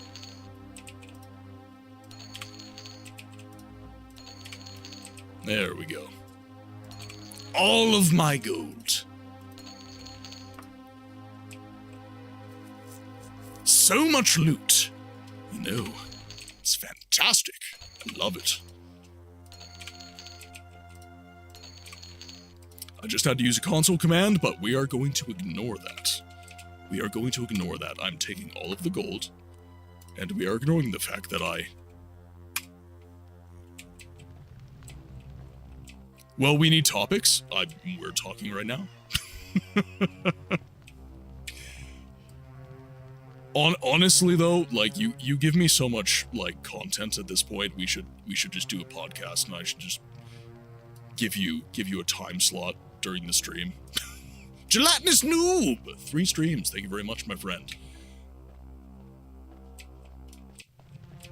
Yeah, seriously, just like stream and just chatting, and we're good.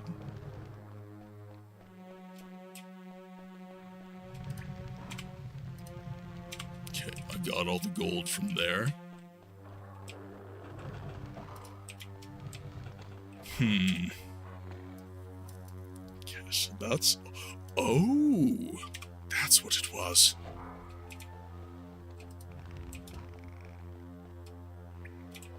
The fuck?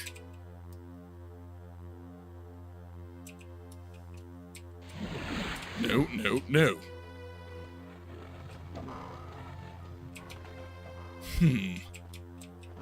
I'm doing very well. Things look promising. There are no women here. That's definitely true. That is 100% true of this dungeon.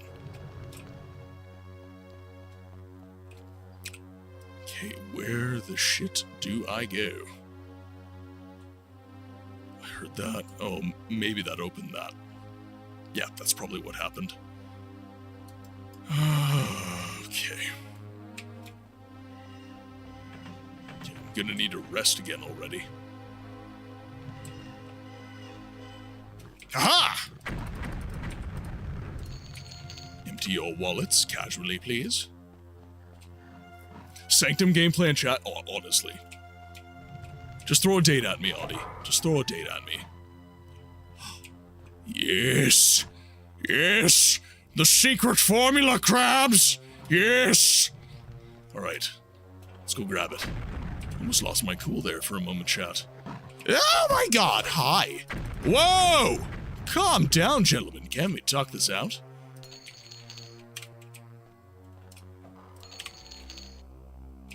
Alright, now...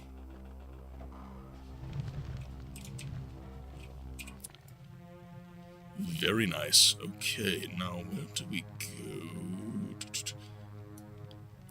Right there. Right there. Und hier? Ooh. More loot for me you shouldn't have. God damn it, I'm over encumbered again. I can't work in these conditions, chat. Can I dump gold in my wagon? Just asking for a friend. This reminds me of when Plankton pulls down the page and starts going into intense sweat going, ooh, ooh. Oh. It's just getting all moany. Just like the formula crabs.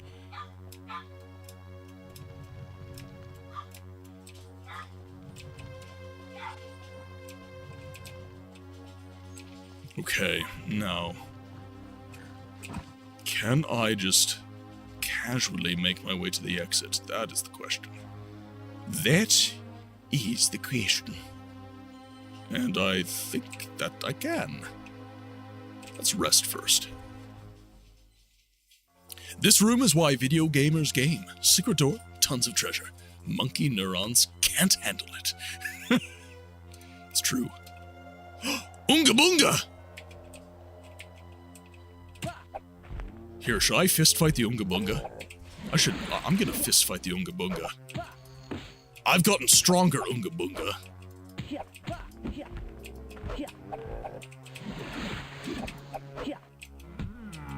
Oh yeah. Yes! Suck it! I have the power.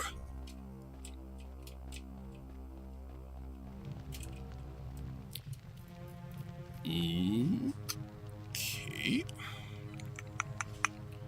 Okay, so this way.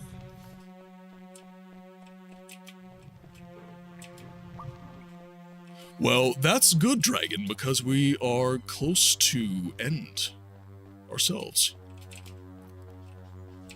So I am not at risk of running a little long and screwing the whole story. Now, there is probably much more to be seen in this fortress, but let's do a little savey save. So that will take us this way. That will take us down. Okay. That seems good. I'm surprised we found it so easily, to be completely honest with you. I was scared that this was going to be another Lysandus' tomb. Liz, did you beat Daggerfall, by the way? I don't know if I ever asked that. I don't know if you've ever beaten Daggerfall. Oh, you did beat it. Okay. How did you compare to Morrowind? What do you think? No spoilers, but what'd you think? I find the Game of Thronesiness of this story to be very fun.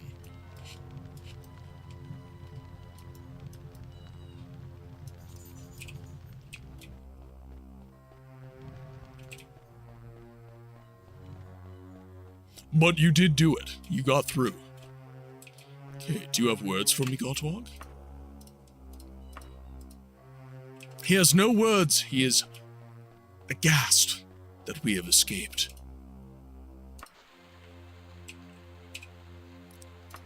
Back to Daggerfall. Boom! And that is how we do it.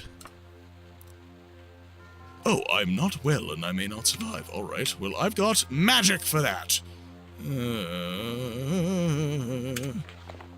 Cure poison. Let's try that. Okay. We have cure disease as well, I believe. Let us find cure disease. Perfect. Very nice. Now let us leave this place.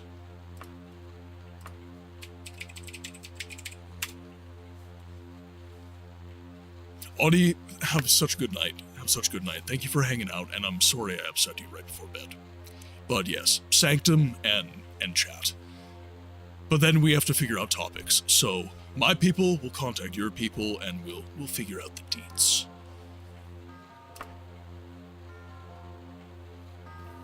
Can I do by ship? No, I cannot. I'm not well, and I may not survive. Huh. So I've used cure disease. I've used cure poison. And my character's still unwell. Hello.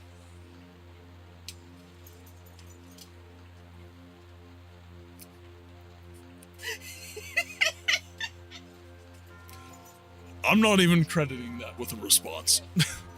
Our fridge kills food. Holy crap.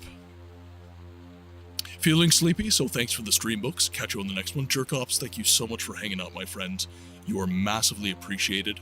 Thank you for all your contribution to the stream, and we will see you on the next one. Could we get some good nights for everybody who is leaving chat right now?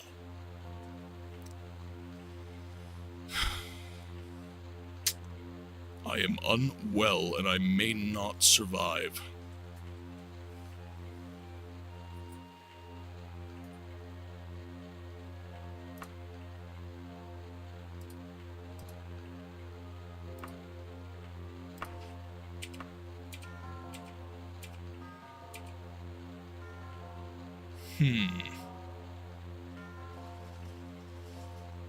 Oh, you're free tomorrow. You're free tomorrow. I will have to check. I think I'm playing yeah, I'm definitely streaming tomorrow. So I would have to replace The Witcher with Sanctum 2, which I'm willing to do. I'm willing to do that. But are you willing to do the time slot? And also, are we able to stick to the time slot? Because last time we played, we kept on extending the stream until we were up till 2 in the morning. Just shoot me a DM, and we'll talk about it.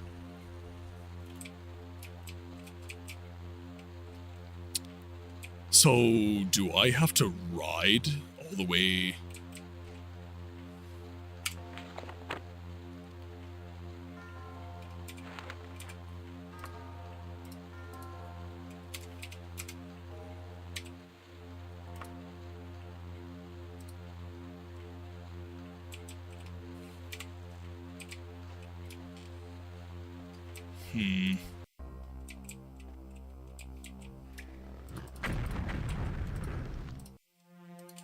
Can't carry any more stuff.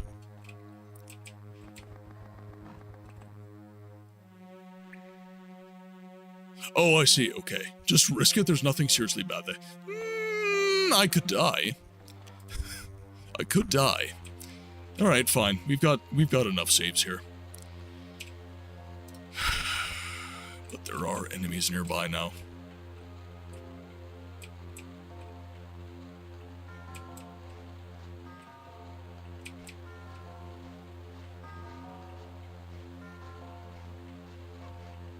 Okay, I will shoot you a DM. Yeah? Oh my god.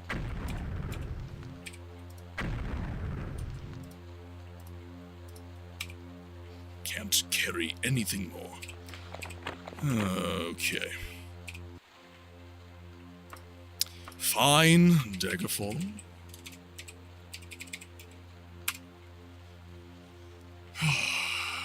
Yes, I would. Let's go recklessly by foot to inns. We will fast travel anyway. Masera. We're good. Jormungandr. Welcome in. The world serpent has surfaced in my chat. There's a goddamn world serpent here. It's a fucking kaiju. Yorm, how are you doing, my friend? Hope you are doing well. Hope life is good.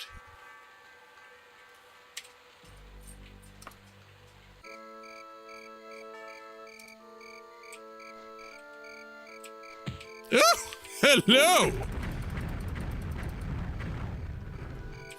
Bitch slap. Got bitch slapped by a gargoyle.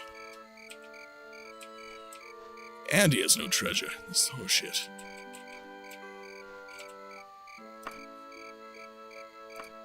Oh my god, I'm not close to the city! Oh, yeah, fair enough. That is fair enough, man. I don't have to go through that, but I do compensate for that by having insane hours doing everything else. Rest. For a while. Let's do 5 hours. I'll wake up. What does your status screen say? Click on the health tab in character sheet. Okay. Okie dokie. Health tab. You have been poisoned. Okay, well, I've used Cure Poison, so that's weird.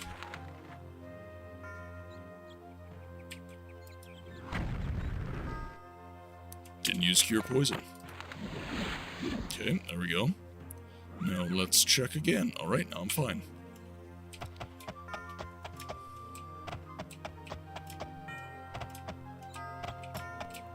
Well, my restoration just went up, so take that. How do I fare? I am good, Yorm. I am officially a working voice actor. I'm doing commercial work for the most part. So if you hear me on like a Tylenol commercial, don't think less of me, please.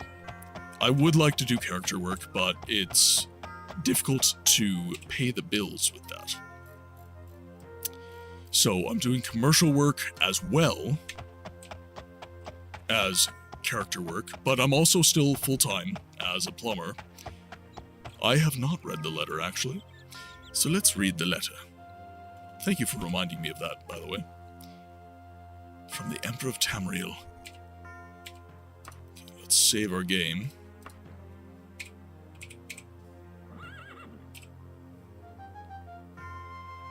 Let's F6. There we go.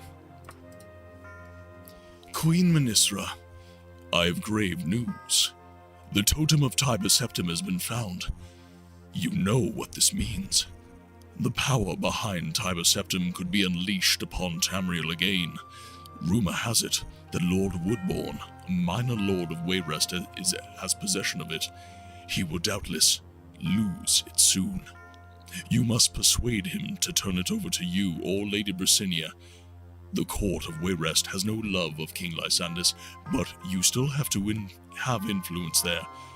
I'm asking you to use it on my behalf. Uriel Septim, the Emperor of Tamriel.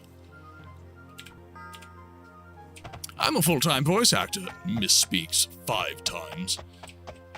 That's another thing, alright? So, you think voice actors are just the greatest speakers of the world.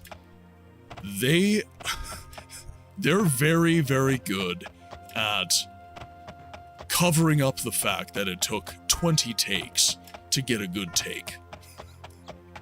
It's so hard to do legitimately good voiceover live. You're always going to make mistakes. You're always going to have to, like, narrow down your voice. It's so hard.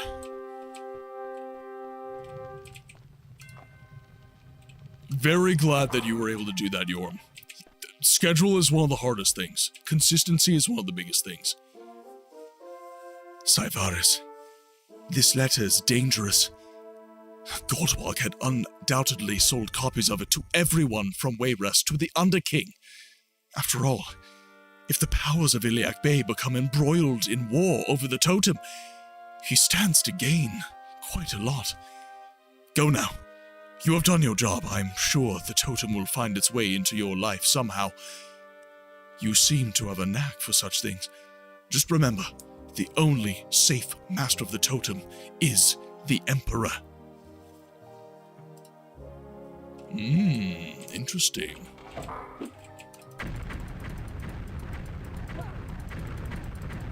Honestly, Yorm, I really took a break. Oops, sorry, just trying not to take too many hits. It wasn't that I was disenfranchised or burnt out. I felt misguided. A letter is pressed into your hand. You spin to see who gave it to you. You catch a glimpse of livery that vanishes into the crowd. We will read that in a moment.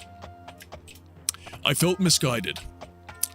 2025 was a year of trying things, and I had to do that. I had to live that era of my content.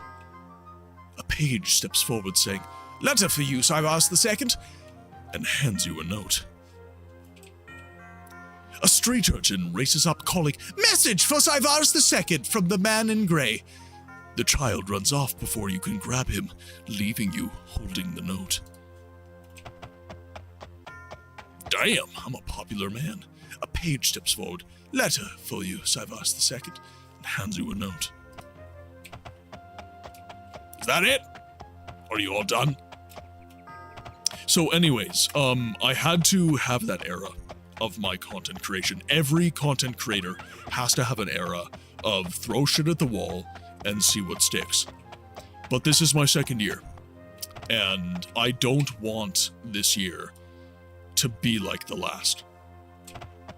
So I'm doing a lot more planning, and I have decided that the focus of the channel is not necessarily just going to be obscure games.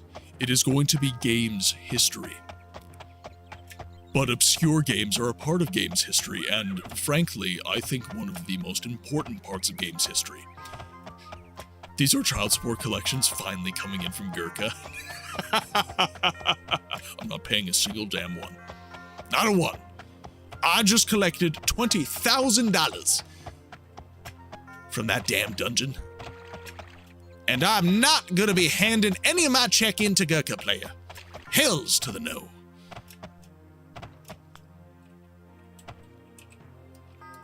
Right, now I can start going this way. So anyways, that is kind of, voice acting is still going to play a role. It's part of who I am. But for the last year in my content, I've been kind of denying a very strong aspect of who I am, and that is the fact that I studied history for 8 years. Okay, is this where my letter of credit is?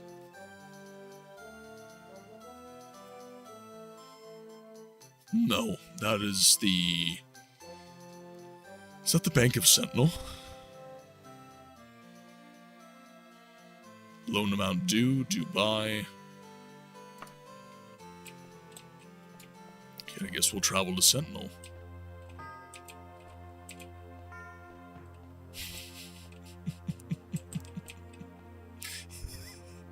You know, do I know the deal?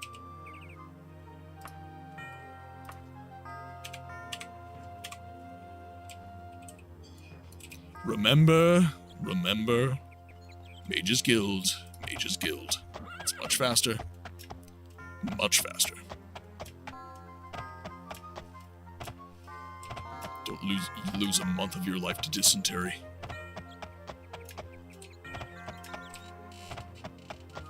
Oh, I see, Monty. Well, enjoy the World of Warcraft with the buddies. Hope you have a good rest of the night, my friend.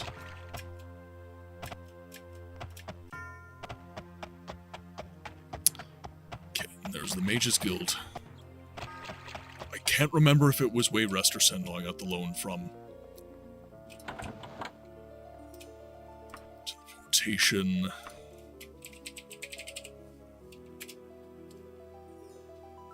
Yes. For free, even. The 5-stream streak, my friend. Thank you so much for the support, Harold, you magnificent bearded man. Hope you're doing good, man. Hope things have been well.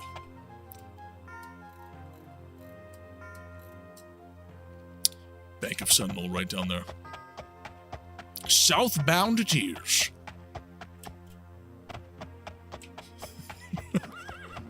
I just see Harold and chat being like, I love you! And I'm like, and I love you, random citizen.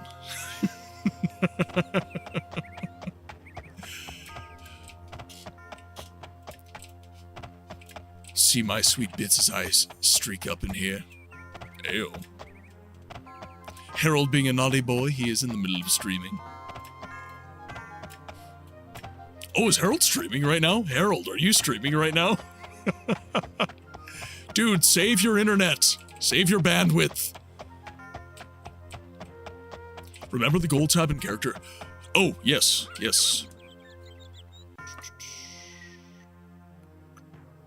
Oh, wait. Because I got a letter of credit. That's why. I don't owe a damn thing. Neat. Right, in that case, well, this is as good a bank as any. So, let's see. Okay, this way. Only to Gurkha. Well, she lives in Sentinel, so just drop it off here and we're good.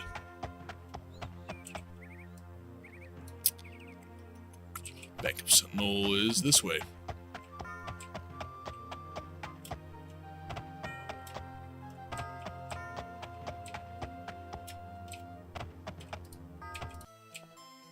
Alright, let's turn in some money. Let's deposit, and let's do 24,000. I do not have enough gold. Deposit into my account. Gold pieces in my inventory. I've got 24,800. How do I not have enough? Let's try...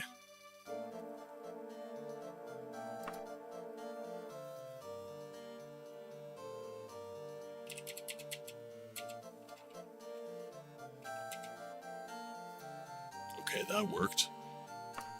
Oh, maybe I was adding a 0.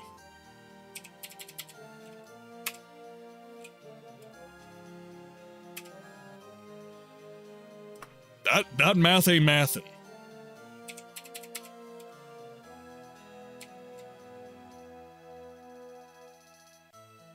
I have 4,800.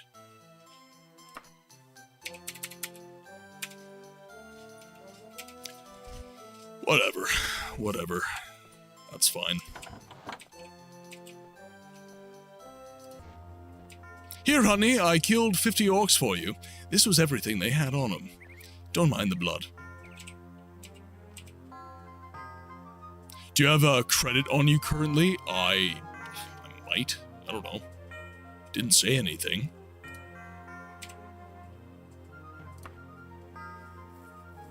I've got no loans. And there might be a letter of credit in Wayrest, but I don't see anything. So, I don't know. I think we're in good shape. Anyways, I think this is a good place to save the game.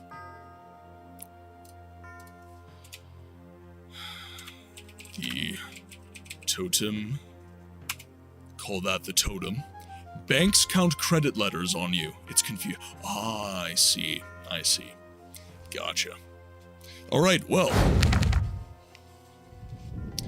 With all this said, our time in the game library is once again drawing to a close. We are not fully done with the stream.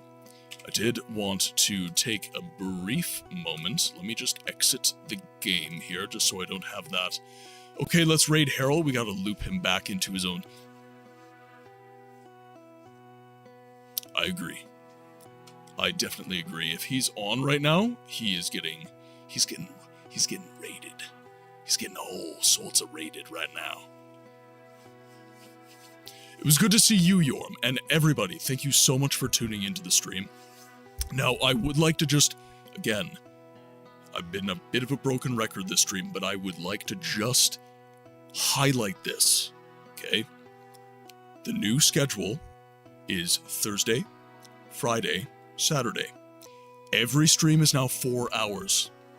This is to give me more time to put towards voiceover, with the hope that with increased input, I can maybe make something happen as far as content creation and voiceover goes.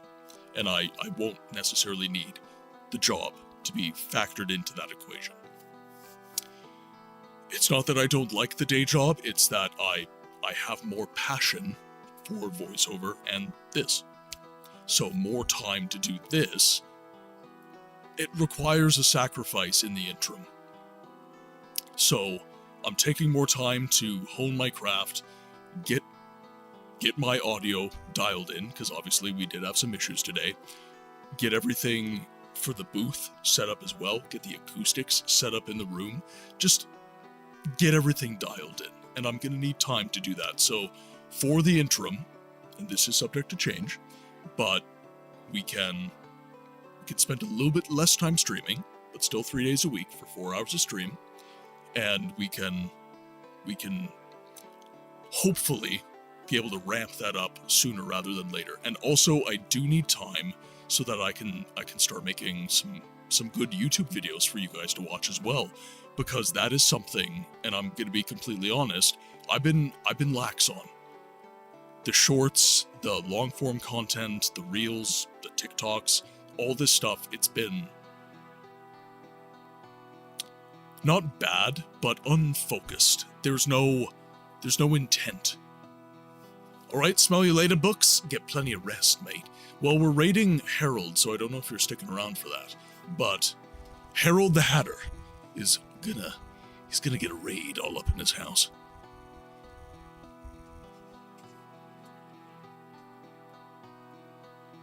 Thanks for another great stream. TL, thank you so much for being here, my friend. Okay, we are 5 minutes away from ads, which means Harold's probably 5 minutes away from ads. So, what we're going to do is we're going to raid a little bit early. The stream will technically be less than 4 hours, but let's find our boy Harold here. He's doing some No Man's Sky right now.